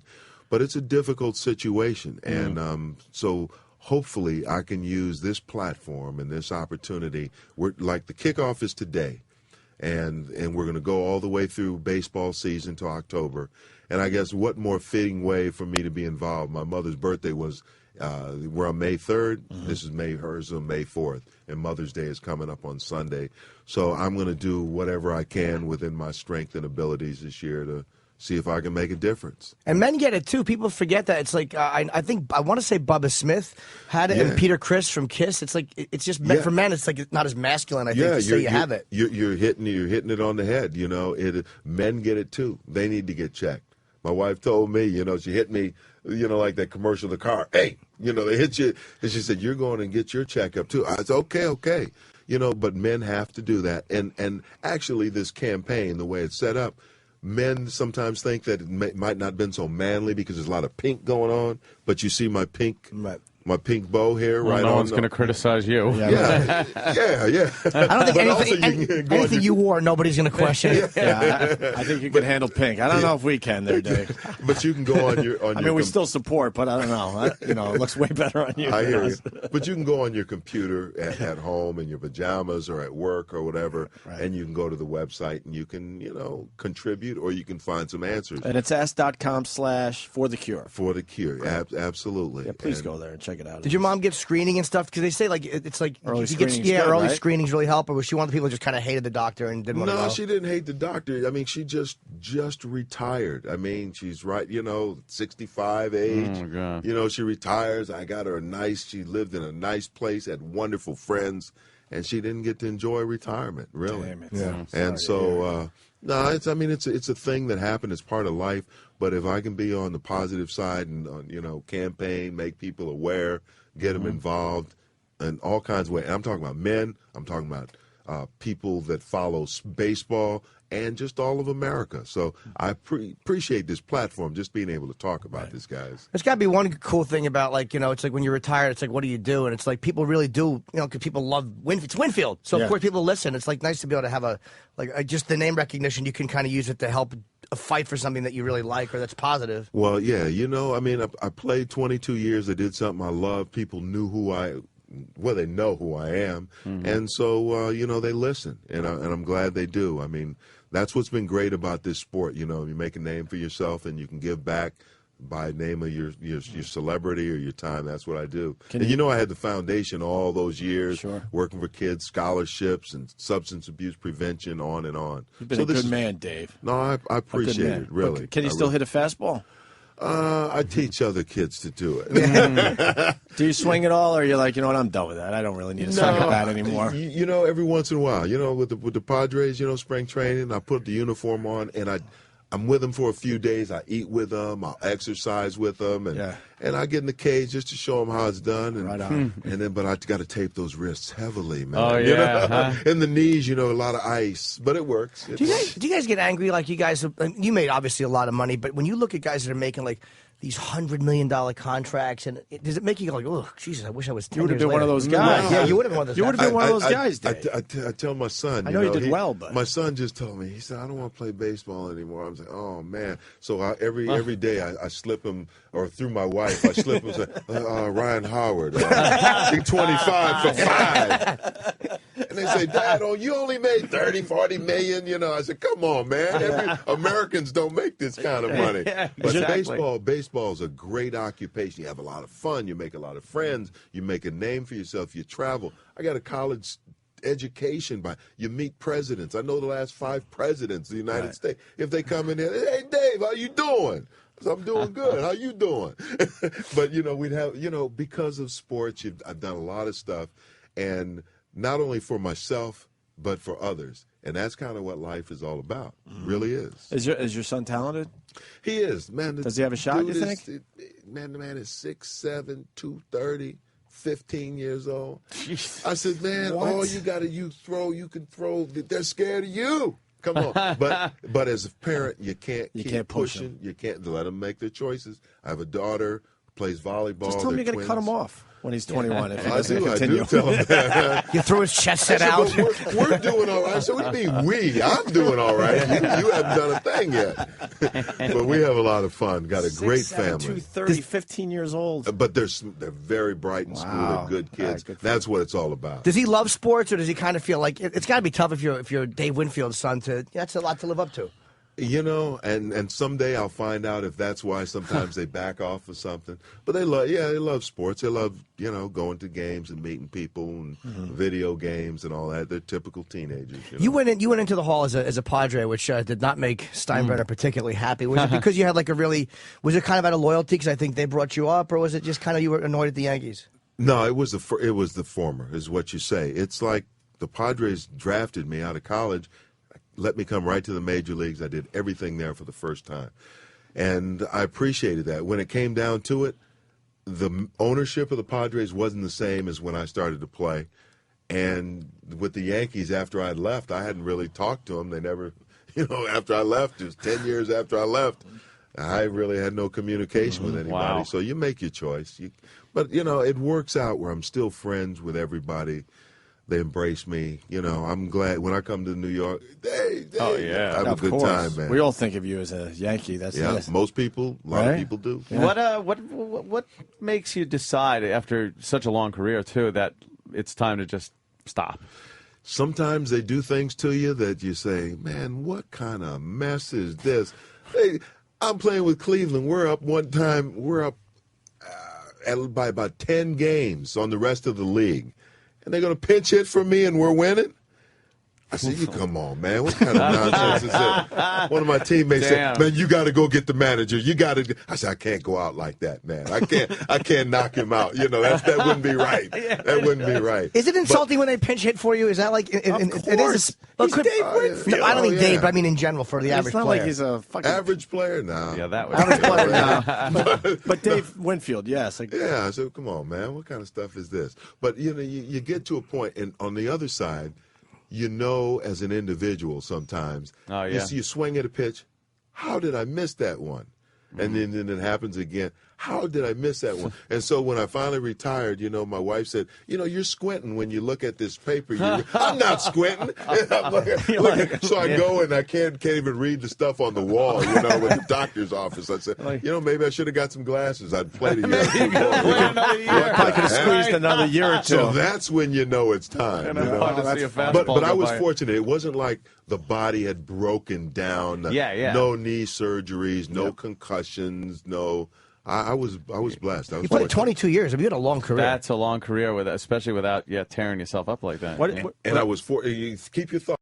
Keep your thought. Yeah, no problem. It was a good thing for me. I didn't play on a lot of AstroTurf. Well, now whatever they call it now, but back then it was AstroTurf. And it was harder back then too, right? It was just a little green fake grass on top of a concrete parking lot. And so a lot of guys I know, man, they've had hip surgery and knee replacements. I'm blessed. None of that's happened. Wow. Kind of leads to my question, the steroid thing. Yeah. Do you talk about that, or I I don't want to put you in a spot. No, we can talk about it. I mean, I'm executive vice president in baseball, and the Padres. When I address the team each year, I tell them, hey, we're going to do everything we can to support you young people. Want you to succeed. It's good for the organization. It's good for you. Want you to succeed. If you mess with drugs, we're going to bust your behind. We don't play. Right. You're going to get a bad name, bad reputation. You're going to lose your opportunity to have a great life. So I don't mind telling them, I'm glad that the sport has cleaned itself up. There are a lot of guys I was really kind of proud of and supported and looked at. And then when I heard that they used the drugs, I lost a lot of respect. And you had no idea when it was all going down when you were playing with some of these guys? No, I'll tell you. When I was playing, there were a couple of guys like Jose Canseco all of a sudden. He was, how did he hit the ball off the back of the stadium? I've been playing 20 years. What kind of, but maybe one guy was fooling around or something like that. But then it became, when I finished in 95, it wasn't prevalent. They didn't talk about it. Right. No one would have used drugs in front of me anyway. They just wouldn't have. And I would assume that would make you really mad because you're obviously a guy that doesn't need steroids. Yeah, you're always a big, strong guy. Yeah, but you know what? I mean, I came up. I was tall, lean, skinny guy. I mean, I got a couple pounds, muscle and stuff on me. But I just made a commitment when I was coming up. I'm going to play this game straight and clean and do it right. I'm one of the few that succeeded, didn't even use the greenies, as they say, the uppers. I'm one of the few guys in the sport that could say, I didn't do any of that. And I just tried to take care of myself, and let me see how long I can play and how good I can be. I don't have to look over my shoulder when it's done. Do you think the season's too long? We were discussing that recently. 162 games before the playoffs. No, and they won't cut it back either. It's just hard to get into your team the first month or two because you have so many freaking games left. It is, but that's the way baseball has been. It's still America's sport to a large extent, even though there's a lot of hype on basketball and a lot of hype on football and everything like that, but still 70-plus million people come to watch baseball games a year. Minor leagues, 40-plus million every year. Wow. And baseball, anybody can play. You can be Dustin Pedroia size or David Eckstein, or you could be big Randy Johnson size, or this John Roush playing from Minnesota, 6'11". So you can be any size and play.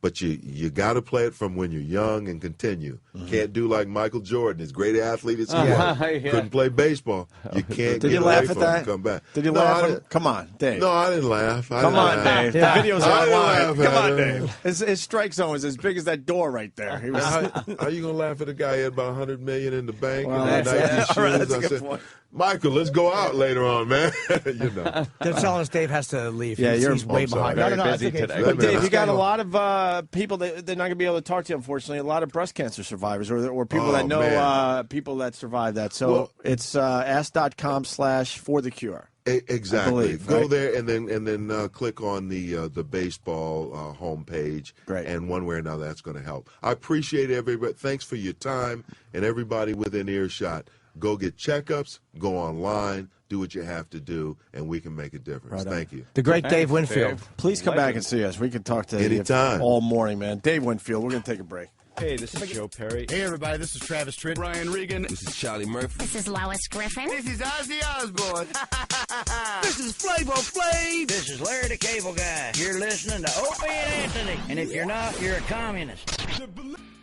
Major depression is a serious medical illness affecting 15 million American adults. Here at the Jim Norton Center for Mental Illness, we offer individual counseling for those suffering from this leading cause of disability. Can I just tell you, I fucking hate mentally ill people. I really do. Our thoughtful and courteous staff will listen intensely to your problems. I'm fucking annoying burdens. Shut up. And offer a variety of suggestions to help you with your illness. You should be fucking put down. For those suffering from a more serious case of depression, medication may sometimes be prescribed. Make me better. Either take your fucking medication or throw yourself through a window. Nobody will give a fuck. Our goal is to help you live with your depression. You're just a drain. You say the same fucking shit day in and day out, and nobody gives a fuck, and you don't get that nobody fucking cares. Shut the fuck up. Remember, you are not alone. Depression affects more than 5% of the adult population. Holy, we all got fucking problems. Why does everybody... You fucking burdens. You're a fucking emotional slug. If you or anyone you know is suffering from depression, visit the Jim Norton Center for Mental Illness today to receive a free counseling and find out if treatment is right for you. I'm hurting. I don't care. I don't empathize. I don't sympathize. I don't give a shit. The Opie and Anthony Show on the virus. Sirius XM. How cool was Dave Winfield? Could have talked to him for hours. Very easy to talk to, right? Yeah. We got a photo together. He is a big guy. His son is 6'7", 230 pounds, and he's 15 years old. How big is Dave? He's about 6'6". Dave's, was he taller than you, Kenny? Same height, and you're what, 6'5"? Yeah. Yeah, he's about 6'5" then, I guess, huh? Wow. Yeah, he had big hands, too. I wanted to ask him about the seagull. We ran out of time. Yeah. Yeah, Because no one will ever forget that. Was he hitting or was he was throwing, right? What do we got? Oh, Bret Michaels. Doctors are now saying he's going to make a full recovery. Oh, good. Holy shit. Wasn't looking good last week. No, what happened? I don't know. The blood stops pouring pouring out, and I guess you'd go back to what you were doing. I don't know. Tap in the back of his head and just That's what they're saying. We'll see. I hope that's true. Can't wait to have him on the show to talk about that. Yeah. He will definitely talk about that on our show. Next Batman movie will be released on July 20th, 2012. 2 more years? Come on. July 20th. Come on. That's 2 years more out. than 2 years. I know. Wow. Seth MacFarlane says Arizona immigration law like Nazi Germany. Is it really? Like Nazi Germany. Yeah, it's exactly what it is. Is that what it is? Because the Germans were trying to legitimately stop people who were living in Germany illegally. And you're right, in Arizona, you're right. They're going to just gas people to death, and they're going to kick doors in and demand papers and then put people in camps. Yeah, it's an excellent comparison. Yeah. Perfect. Very smart. That is the dumbest thing. They always bring up Nazi Germany. It's like Nazi Germany. He's like another Hitler. It's not Nazi Germany. Exactly. They're illegals. They're trying to keep people that are not legal in here. Do you know 80% of illegal aliens in New Mexico and Arizona are criminals? No, that's 80%. impossible. Come on. 80%. That can't be true. 80%. Fox tell you that? Fox News? Yeah. People are saying. Fox News, right? I'm just saying people are saying. People say that's all you watch. That's Fox all I News. watch is Fox News. So you had to get that stuff from them. Someone says, that's bullshit, Ant. That seems very high, Ant. Put it this way, 100% are, because they're illegal. They're breaking the law of being here, so they're all criminals. You've told me about stats over the years. That 80% seems very suspicious. Yeah. What kind of crimes? Like jaywalking? Or I don't know. It could be anything. Silly I just said crimes criminals. included, or what? Probably silly crimes. All right. Like doing the Mexican hat dance in the middle of the street. Well, you got to celebrate. You got to celebrate. And you made it across. Yeah. Is that how you celebrate Yeah, in why the middle not? of the street? You just blow it like, Move oh, along. shit. Move Why do I have along. to celebrate in the middle of the street? I'm dumb. Right. Well, maybe a couple of them start doing a tango on the highway or something. Illegal immigrants vow to keep coming to U.S. despite Arizona law. So they're not going to be stopped by this silly law. They're going to keep trying to make it to America. Why are they not just emigrating here legally? That's good. I say they're welcome if they just come legally. I can't comprehend how people can't want them just to come legally. Apparently it takes too long. Obviously, it's too much of a hassle. Too much work. You Or got to people learn. would do How about you clean up the corruption in your own country? Yeah, there you go. Yeah, make a country that people would go over the border to get into. Why did none of us go there illegally? They wouldn't even care. It's like, oh, fine. Yeah, this guy's going over here. Yeah, who cares? You know when you go there illegally when you're fucking running from the FBI? Yeah, 100% of Americans that are illegal in Mexico are criminals, I would say. It's the only reason you go there. No one wants to go there. No one's fighting to get into Mexico. Yeah, fix your stupid country. How fucking long has that country been just a pile of shit? My God. Hey, yeah, you got your tourist spots. But, I mean, Christ, clean it up. You got those corrupt fucking bandito police. They're old police cars they buy from us. Is that what happens? Oh, yeah, there's like 1960 fucking We do give the Chevy Impalas. We give the rest of the world our hand-me-downs. All our shit, yeah. You know, planes. We do.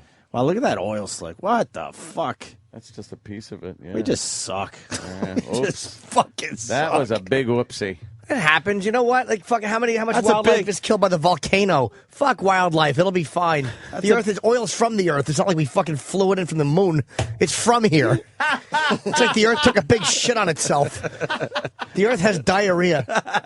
And we're just taking advantage of the diarrhea? God damn, is that Jay. all it is? Yeah, I didn't even think of it that way. People forget it's going to hurt the environment. It's from the earth. It's oil. Oh, my God. That is funny. And it bubbled up. We got an illegal on the phone. We got an illegal. An illegal? Keep him on the phone so we can find his location. Are they listening in down the hall end with the big fucking reel-to-reels? so. All right, let's keep him on the line so we can fucking find this guy. Martin, what do you got, buddy?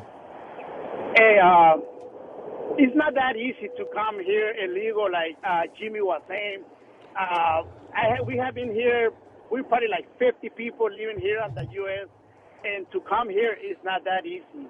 We try to do stuff illegal, and we pay a whole bunch of money here and there, lawyers and all that crap. And they told us, okay, go back to Mexico. You're going to be coming back illegal. And as soon as you're back in Mexico, they tell you, oh, you could not come back because you need to do this and that and that. And my brother, he already paid like $20,000. Wow. And his wife is still back there in Mexico. And he's a U.S. citizen. He has kids. He has been married for 7 years. And INS still don't let his wife come back to the U.S. How long of a process is it? Like, if you just go through it, like the legal paperwork and stuff, how long is that like supposed to take if it's just done legally? Well, that depends how much money you want to spend in it. Oh, Because You could probably speed along if you have the right attorney and probably a few bucks in your pocket. But I think there's not a lot of spots available for illegal immigrants, right? It is, and They don't give out an endless amount of visas, I would assume. There's probably a number. Yeah, they only give certain amount of numbers a month, but they'll make you go like so many times a year, and every time you go there, it's going to be a couple of $100 for fingerprints. It's going to be a couple of $100 for medical examinations and all that crap. And then as soon as you go into the people's going to stamp your passport, your visa, whatever you want to call it. He talks funny. You sound like Speedy Gonzalez. See? It's kind of hard to keep two languages at the same time. Hey, what do you... That's funny. What do you think the U.S. should do then? What's the answer? It's like... Because, again, this is not a knock on Mexicans, because they really do come here and work very, very hard. It's just the aspect of so many people coming in illegally is not good for the system. What do you think the U.S. should do? You know what? It's kind of weird, dude, because I work on farms and all that stuff. Really? And farmers, they even send people that know this kind of stuff. You guys might not notice, but they bring loaded buses from people from farms. Let's bring the Jews into it. And they bring the Jew guys. They bring a couple of 100 people over here to the U.S., and then they'll make them The Jewess? The Jewess. And well, then there's Jew, and then the Jewess. No, you know what? He's pretty accurate. Yeah? The Jews run everything. We all know that. That is true. Might as Even the well call Mexicans know it. Might as well call it Jewess. My God. Okay, USA, whatever. Yeah, whatever. That is right. It does. You're right, I feel whatever. like I'm playing Tropico. Right. This is wonderful. What do you pick all day long while we fucking sit here in air conditioning rooms fucking making a bloody fortune? Yeah. What do you pick all day? No, I used to pick up grapes, onions, strawberries, and all that. Right now, I'm a truck driver. I used to do that when I was 17 to Are you 19. going down to the titty twister? Only truck drivers are allowed to drink it here at the titty twister. Only once in a while when I drive to New York. He goes to the titty twist. You had to pick grapes individually, or would you kind of clip off a bunch? Can you repeat that again, please? Did you ever get stung? Dumb joke. Trust me, I know it was dumb. Did you ever get stung by a bee picking? I always think fruit pickers must get stung by bees all the time because bees live in the tree. I would fucking They hate love fruit. Yeah. Bees love fruit. Snakes and all that kinds of shit in it. Snakes? They love fucking stinging ball bags, I hear. Ow. That would And hurt. then one other thing that Yes. somebody was saying about the baseball teams and all that not playing in Arizona. Yes. They said that you guys were saying that there's not too many illegals playing, but there's a lot of illegals cleaning the stadiums, serving your beer, your food, and all that. No, I'm kind of pointing out the hypocrisy of Major League Baseball. It's almost like if you're so for illegals, then the Major League Baseball, if they want to make that kind of statement, should just make a statement and start allowing illegal immigrants to play in Major League Baseball for way less money than players are demanding right now. And let's see how fast Major League Baseball players change their stance. Yeah, but you know what? If they want to hire a good baseball player from a different country, they go to INS and they'll give them the green card right away. Oh, yeah, of course. Yeah. It's not the same if you're like poor. If you're rich, you can get like a lot easier to come over here. Oh, yeah. Right. You ever... Hey, Rick, what do you say we go out? Hey, you ever have a bad day while you were picking grapes and, I don't know, maybe took a dump on a whole bunch of fucking grapes and didn't wipe your hands before you went back to picking? Every time, dude. My hands, they were clean all the time. Yeah? Yeah. And can I say one more thing? I drive to Mexico a couple of times, like at least one time a year, and I take my XM, and I could hear you guys all the way up there, dude. Oh, fuck, he's a fan. You know what? Nothing but the best for you, my friend. Nothing but the best. I have my Sirius my XM since probably 7 or 8 years ago. Are you legal now, or? Yeah, I'm legal now. Hey, congratulations to you, sir. Yeah, but you know what? I spent a lot of money. No one cares. A lot of headaches and all that. A lot of not that easy. pesos. Mm-hmm. Hey, what's You up? know what? Hey, explain the coyote thing to me. Is that a real thing? It's like every other. They have coyotes that bring people in through New York, from Canada through here. That's not only on the Mexican borders. I live in Minnesota. We see that shit often here when you go north Minnesota to Canada border. But and it's not only Mexican people doing that. It's all kinds of people. Even white there- people. but participate in that. there's a lot of corruption with the coyotes, right? They're the ones that bring you to the country, and then you're indebted to the guy for a lot of fucking money. And then I hear even after you pay off your debt, they're still trying to get money off you. Nah, not really. That's good to know. You only pay your one-way ticket one time, and that's it. They do that with different races of people that they come from southern, like all the way from South America or China or different places. Like us Mexican people, we only pay certain amount. You pay your amount, they'll let you go, and you can do anything you want. You look for your own jobs and all that. Hey, are you still taping Mind of Mencia? What was that? Nothing. Oh, if I like Carlos Mencia? No, that's okay. Thanks. So do you? But you know what? Go ahead. The only thing one question I have about immigration, and I kind of want people to come and just respect the culture and learn the language. And maybe it's just because I'm white and I speak English, so I notice it when people don't. But it seems like a lot of people that come here don't learn the language. I don't mean just people who are here for a month, but people who are here for a long time. And can I tell you one thing on the language too? Sure. A lot of people don't like people learn our second language as English. Yeah. Because, like I told you a few minutes ago, my family is like 50 people that we live here in St. Paul, 50? Minnesota. Jesus. Yeah, close to 50. We're a big family. And almost everybody learned English, but now everybody's doing their own Chira company and all that. Yeah. Can I ask? Yeah, go ahead. I know you don't drink beer often, but when you do, is it Dos Equis? Dos Equis and Corona, Modelo. I love Corona. I'm just trying to find out. You're pretty. I know it's a wimpy you're beer, pretty but I like that interesting. Corona. I want to know what a strawberry is. Strawberry? A strawberry.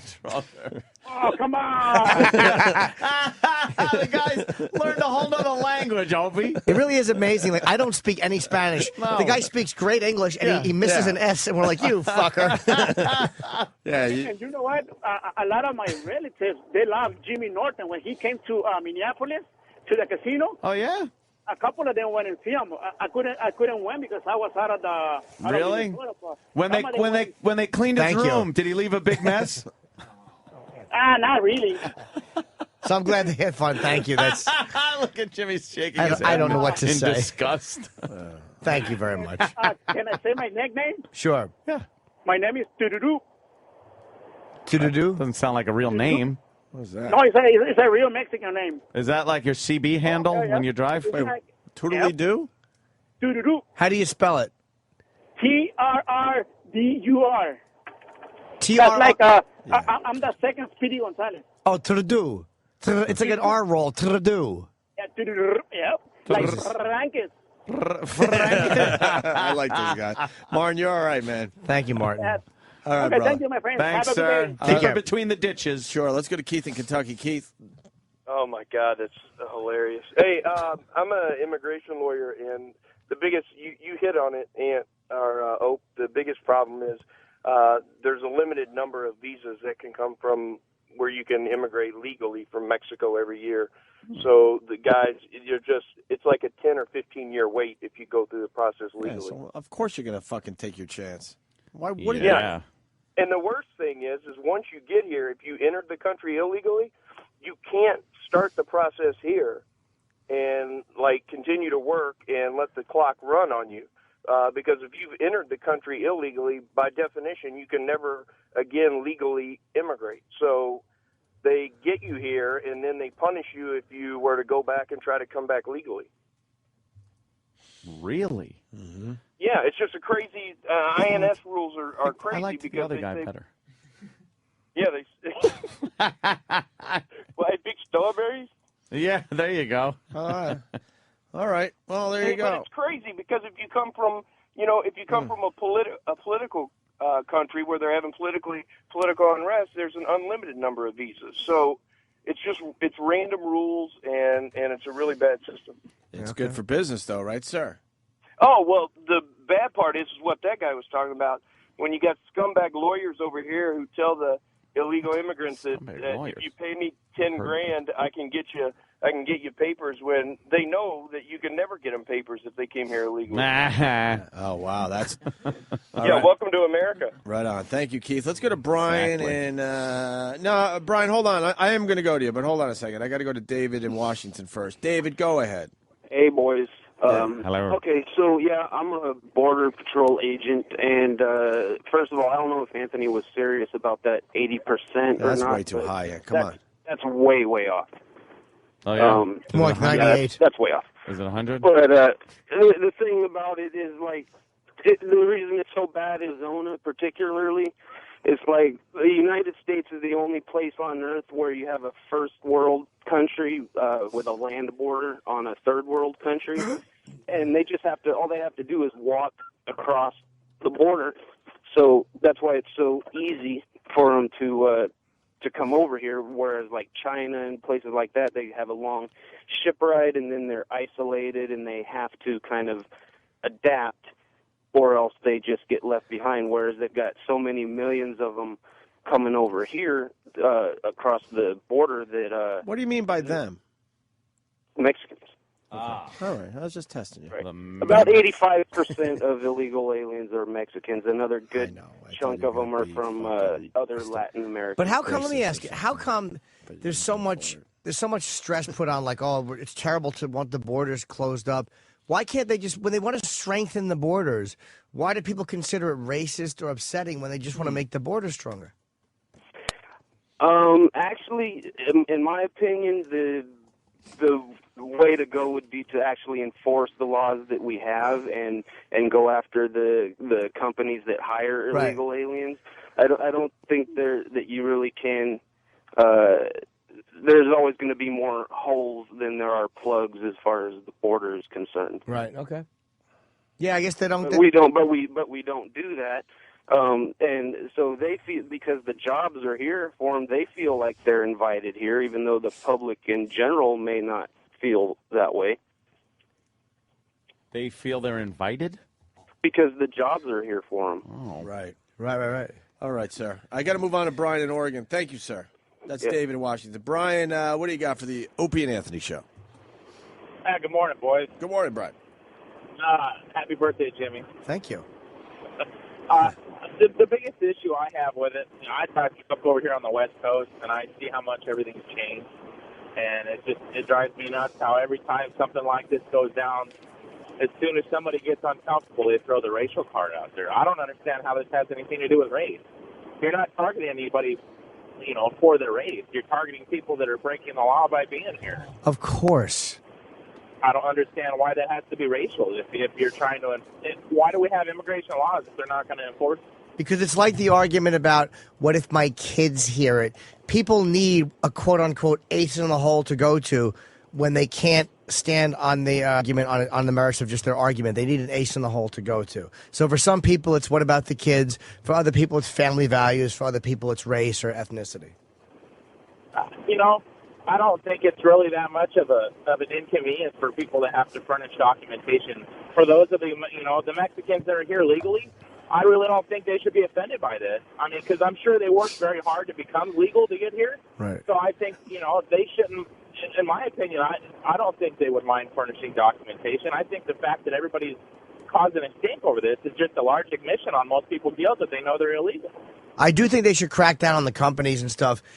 But what people say, well, just do better police work. Well, how about the intuition of a police officer? He sees somebody and they're behaving in a certain way, and he thinks that they're possibly could be acting suspiciously. Not even that they're criminals, but maybe they're uncomfortable that an officer is there. So he says, let me see some ID, and they're like, well, we don't have any. That to me is intuitive police work. But then they go, no, that's racist, and that's like Germany, Nazi Germany. So how do you stop it if you can't stop people and ask them? That's just it. And to let Opie know what you guys were talking about last week, the phones are terrible. They said they fixed them, though.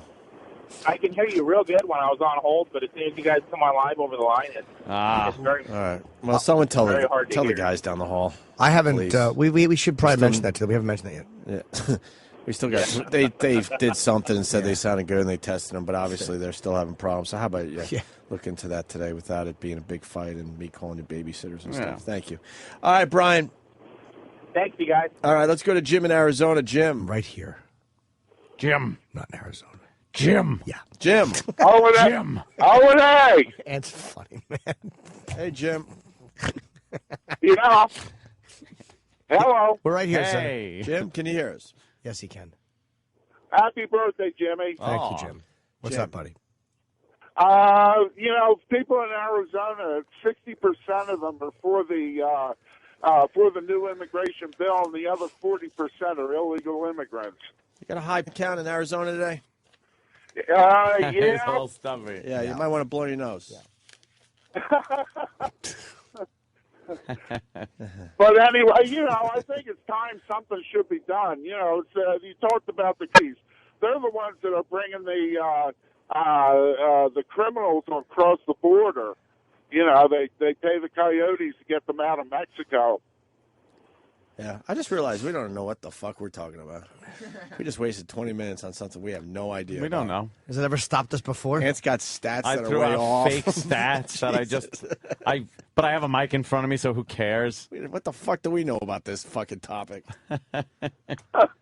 Well, I'm down here in Arizona, listening to all the. Is there a lot Is there really a lot of illegals running around more than you would see anywhere else in the country? Oh, absolutely. I mean, very obvious, over the top, wherever you go. My wife works for a landscaping company, and they don't try to hire illegals. They run them through the e-file system to check their Social Security, but. Every year she fills out hundreds and hundreds of W-2s, and they all come back, address not found or undeliverable and stuff like that. She's just playing the game. Come on, stop. You're being silly now. Why? Because obviously she's hiring workers that look like they might be illegals, but she's saying, no, they're not illegals. They gave me a W-2. Come on. Well, they declare a W-2 that they're married. Does she pick them up outside of Home Depot, but they say, no, this is where they live? Come on. Come on. She checks Everyone them just out. plays the game. We all know that. Come on. No. Anyway, it is a bad problem down here. Is it? Yeah. Well, we got rats up here. You want to trade places with us? Yeah. Okay, yeah, I'll do that. Come on. All right, guys. Have a good day. Punching out. All right, Jim. Thank you for that. That was amazing. I spent time trying to back up my stats with facts, and I just can't. 80% is so fucking high, man. Yeah, that's it. Really, where did you hear that? I mean, all right, but if they were 80%, that is high. That's maybe 8 out of 10 fucking. Maybe I dreamt illegal. it. Come on, that coming over the border are criminals. Maybe one of your websites said that. Oh, I might have seen it there. It's not a good source. Oh.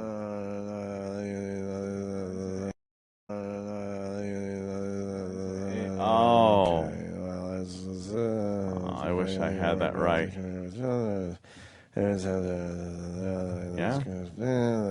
Yeah? Whatever. What do we know? Not anything about immigration. Let's listen to Obama be funny. Oh, this is the comedian in chief, I heard. Oh, really? Yeah, that's what they were calling it. Oh. What is it? The White House correspondent dinner? It gives the president a chance to make some funny. I like how they're saying that Leno didn't get which maybe he didn't. I didn't see the set. I heard he bombed. But yeah, it's I heard he really had a bad set. Imus bombed horribly. A lot of people saying Leno really had a bad set. Stephen Colbert did not do well. From again what I saw, he may have had great stuff after. Wanda did very well. Wanda Sykes? Yeah. I'm trying to think of who really. No, Wanda fucking. Yeah, How many other Wandas do I know? Wanda Jesus. from In Living Color. Jamie Foxx as Wanda. All right, there you go. Yeah. And the George Bush impersonator, the guy who does Bush, did really well. Like the guy, You see, he looks just like Bush, and he's. Oh, I think that was White House Correspondents' Dinner. So, but you gotta. I mean, Obama, he's got a lot of joke writers. The best in the business, and he just reads their best jokes. in the business. Let's hear the. They get the best fucking writers for Obama. Yes, probably the same guys Jay uses. They get honestly. Hollywood guys, and write up some jokes for Obama. Obama reads their fucking jokes and gets a great response from it. Daily Show writers. Obama used Daily Show writers. Okay, but I think 80% of his writers were Daily Show writers, and they were criminals. Yeah, it's true. Yeah, it's true. I have a microphone. Yeah. Look, microphone. 80% of all stats are bullshit. Yes. Here's Obama being funny. I work a lot. That is funny. And so I wasn't sure that I should actually come tonight. Biden talked me into it.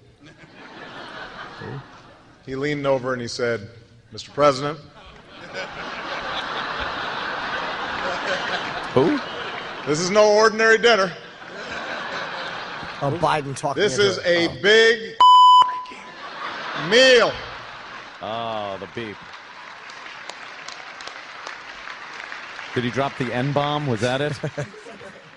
He has terrible timing. It really is. A big boop. Dale. Dale. Dale. Yeah. He has horrendous comment timing. Terrible. It's bad. I hope there's more. No, that's it. Oh, That's please. all I got I want today. more of the comedian in chief. I can't allow Obama to look bad on this radio show. Really? I just can't do Just that. let him look bad in the White House? Jesus. Sorry. Obama takes a few shots at Leno, who is seated very close. I am glad that the only person whose ratings fell more than mine last year is here tonight. Great to see you, Jay.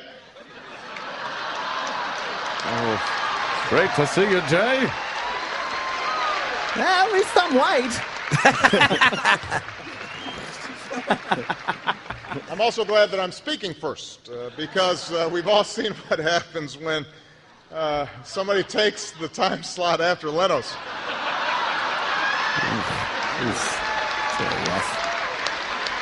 Delivery-wise. Yeah.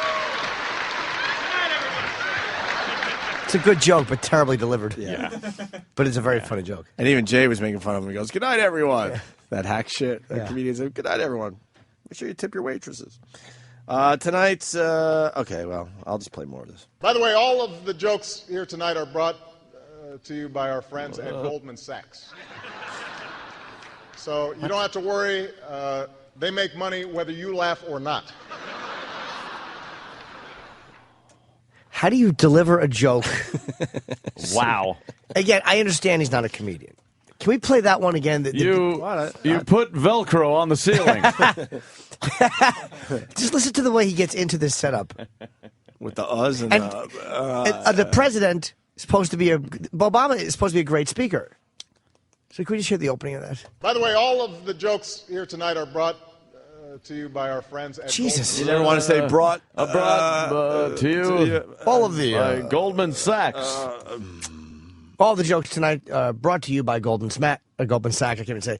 But you don't pause and drift off. And what are you doing? You're the By the president. way, all of the jokes here tonight are brought to you by our American friends at Tourister. Goldman Sachs. So you don't have to worry. They make money whether you laugh or not. He's not killing, by the way. No, There's he's a lot having a more- six. No. There's a lot more people in that room than what you're hearing. It's a very tough place to perform. The Jonas brothers are here. They're out there somewhere. Sasha and Malia are huge fans. But boys don't get any ideas. I have 2 words for you. Predator drones. You will never see it coming. Oh, my God. You think I'm joking? So it would be bad for his daughters I to have 2 date. words for you. Race mixing. Be a problem for his daughters to date The Jonas Brothers. who are already millionaires and they're not even 18. And they have promise rings like they're virgins, too. They're great Really? guys to date because they don't bang before marriage. Right, they could be the nicest guys on the planet. wrong And they're with him? really rich Oh, it's a with joke. good careers. We're being literal. Of course. To try to But why the? trying to explain his bad jokes. Yeah, but I mean, that joke would work if he was talking about someone that might have a bit of a reputation, or you know what I mean? Yeah. They're squeaky clean, so that joke doesn't even make sense. Or just dating in general, like a father's protective, I guess. Yeah, he's being a dad. Ugh. Yeah. I know.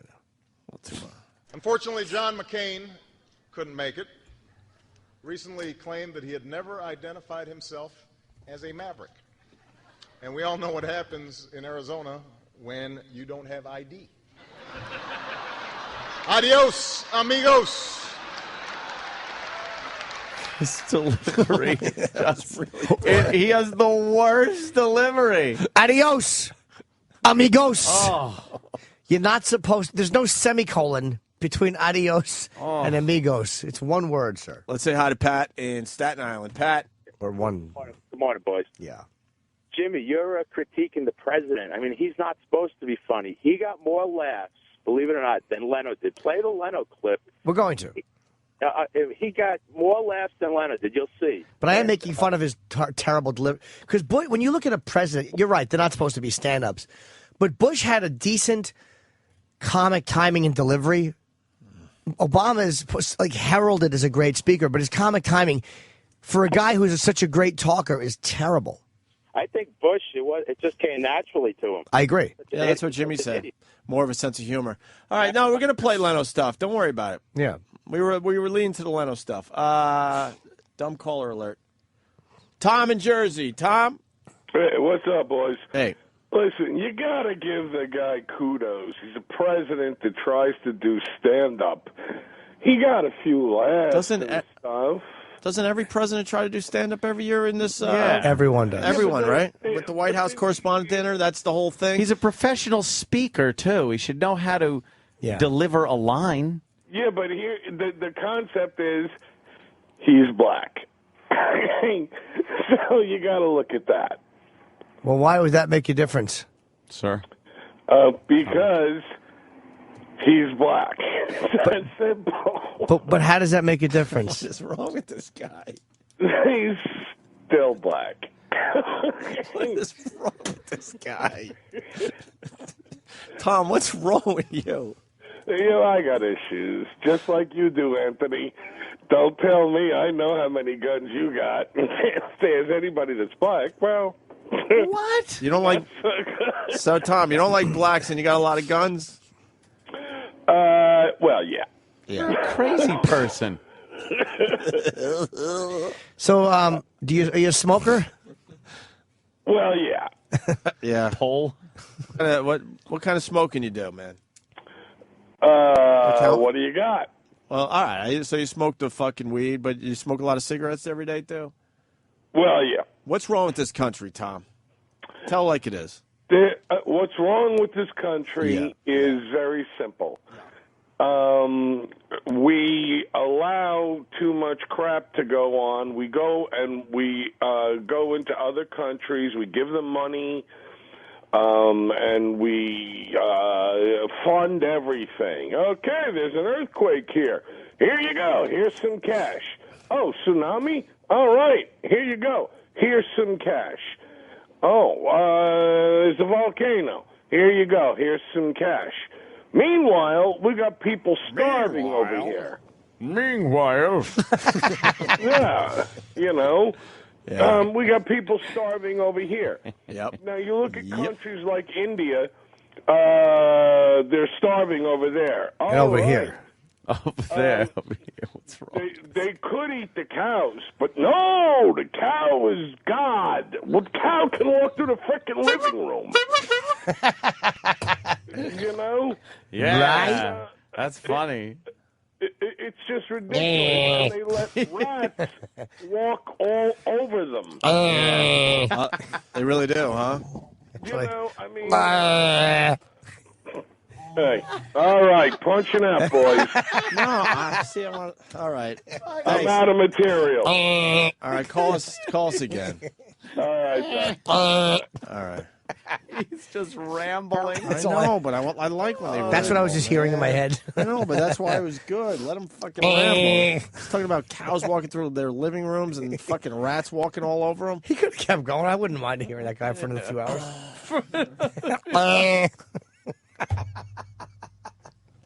Do you know how annoying it is when you're talking and someone's doing that? It's terrible. It's the worst. You can't be taking them seriously when they're talking and hearing that noise. Of course not.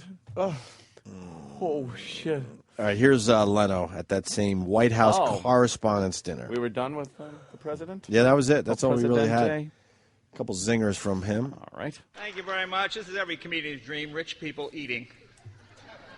As you know, there was quite a security line to get in. I got stuck behind the Arizona congressional delegation. Luckily, all their papers were in order, so it wasn't too much of a problem to get in. And I have the distinct honor of being the only person on this panel not subpoenaed by Rod Blagojevich. So I think that's pretty impressive itself. Good line. I can see the White House press corps very excited tonight. This is about as close to White House press conference they've had in a year, so this is it. So enjoy it while it lasts. Yeah. I'm not looking over. Is he laughing? No.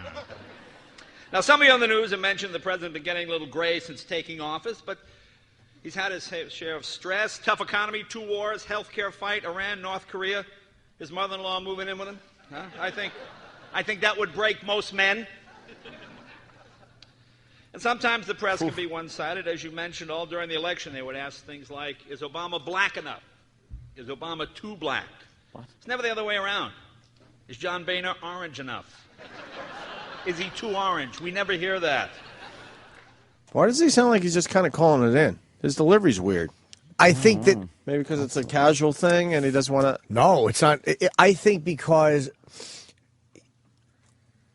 when you're doing, if you feel you're not getting the response that you want, as a comic, you're aware of it immediately. I mean, you always. That was his first minute. Yeah. So again, he could knew probably right out of the box. Yeah, he could probably sense. All right, this is not going to go the way I want it to go. The first, and I don't care how good of a comic you are. Right. It's the president you're performing in front of. Right. You call him the warden. Just would love to see him. And there was a big setback for NASA this year. As you know, President Obama cutting the space program and sending more men to the moon. We're not going to be sending any more men to the moon. Although we can point to one major achievement during your time in office, Mr. President, we did get an astronaut on Dancing with the Stars, and I think that's something we can all be proud of. Ooh. I have the privilege of meeting President Obama a number of times, and always surprises me to hear critics describe the president as cold and aloof. I have never found him that way. He loves to socialize, healthcare, car companies, things of that nature. That's a great fucking joke. Well, Yeah, that was a good one. I want to congratulate President Obama. He has done more than anyone for the American car industry, except for Toyota. Of course, Toyota played a major role. Good joke. And as you may have heard, there were more problems for Toyota today. Apparently, 2 of the crash test dummies refused to get in the car. Yeah, so it's not. Things are not looking good.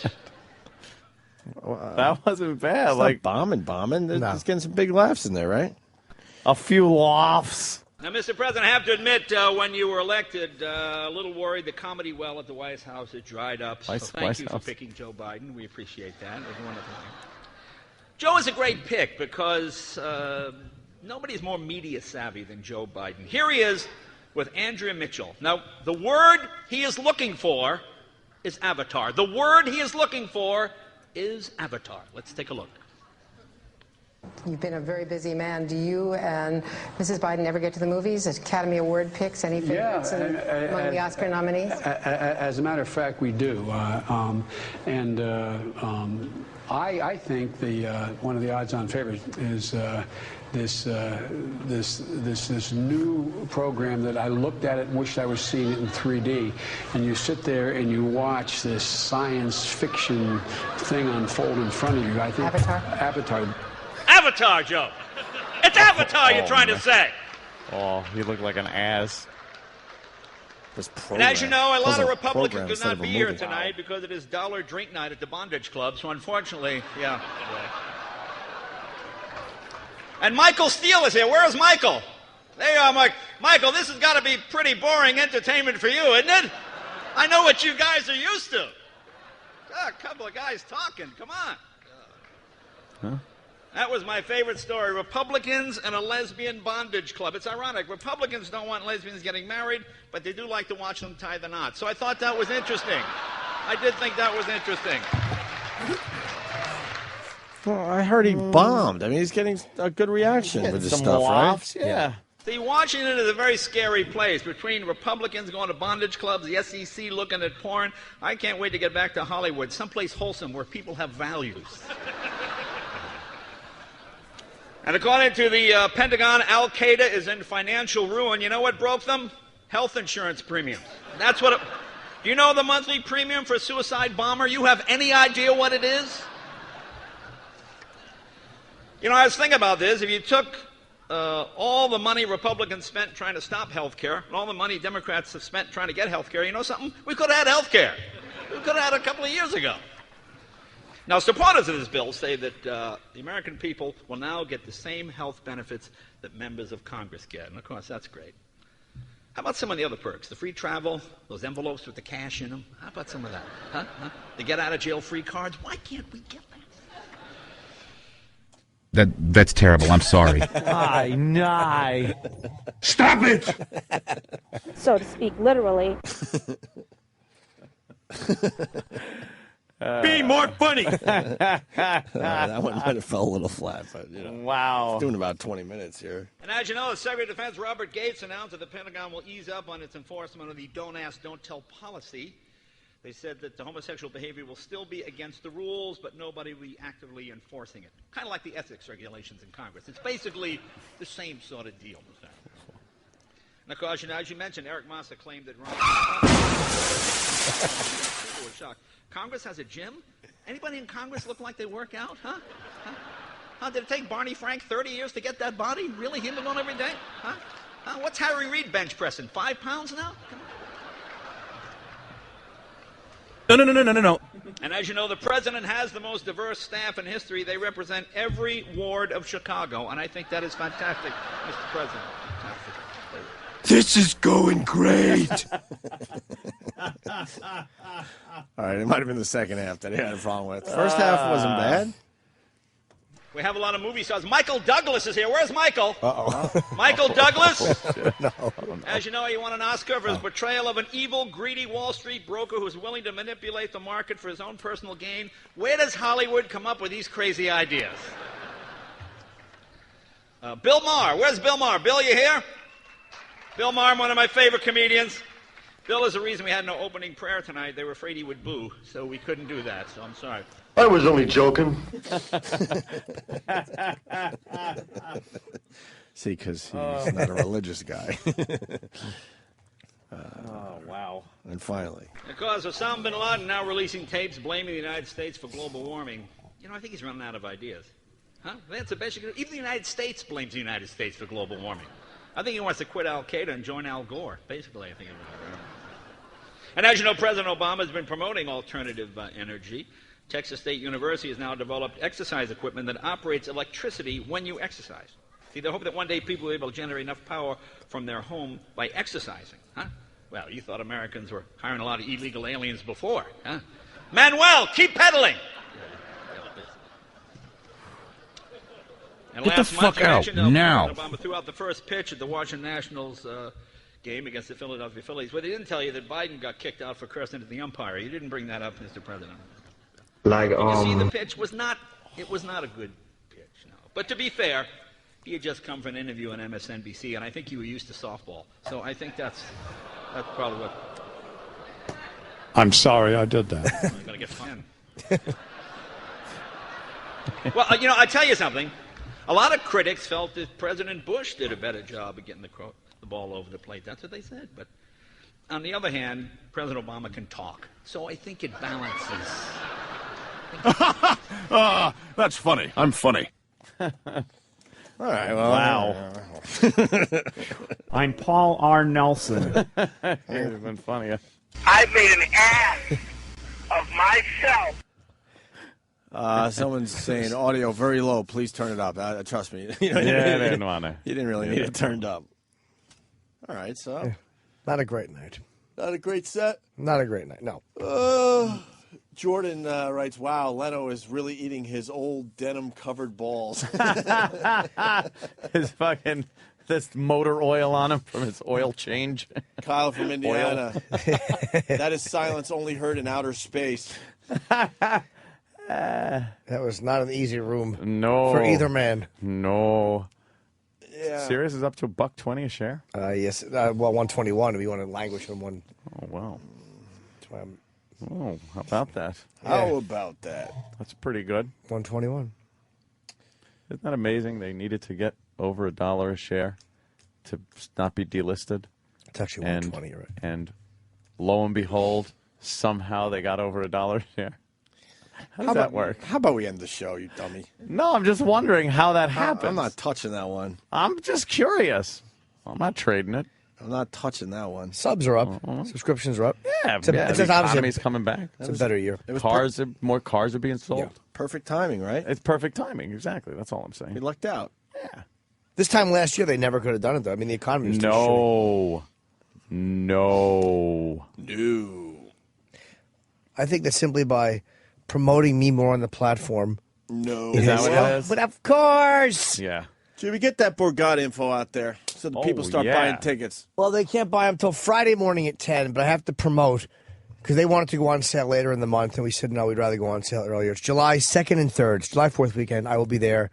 One show each night. These shows sold out in January. It's my first summer appearance there, so I'm hoping it goes well. But Friday morning, 10 a.m., theborgata.com. And we may be doing something down there. I can't say what it is, but something may be happening at the Borgata that weekend. So I would hope people would come July 2nd or 3rd. All righty. It's a huge weekend for them. All righty. A lot of gamblers will be there. All righty. And me. Well, I think that's it for Monday. Yeah. What do you think? I think so. Haven't even eaten your salad there. I know. I ate sat some there of it all day. I ate some of it. Yeah, where's the rest? Going in the shit can. Yeah. All right, guys. Have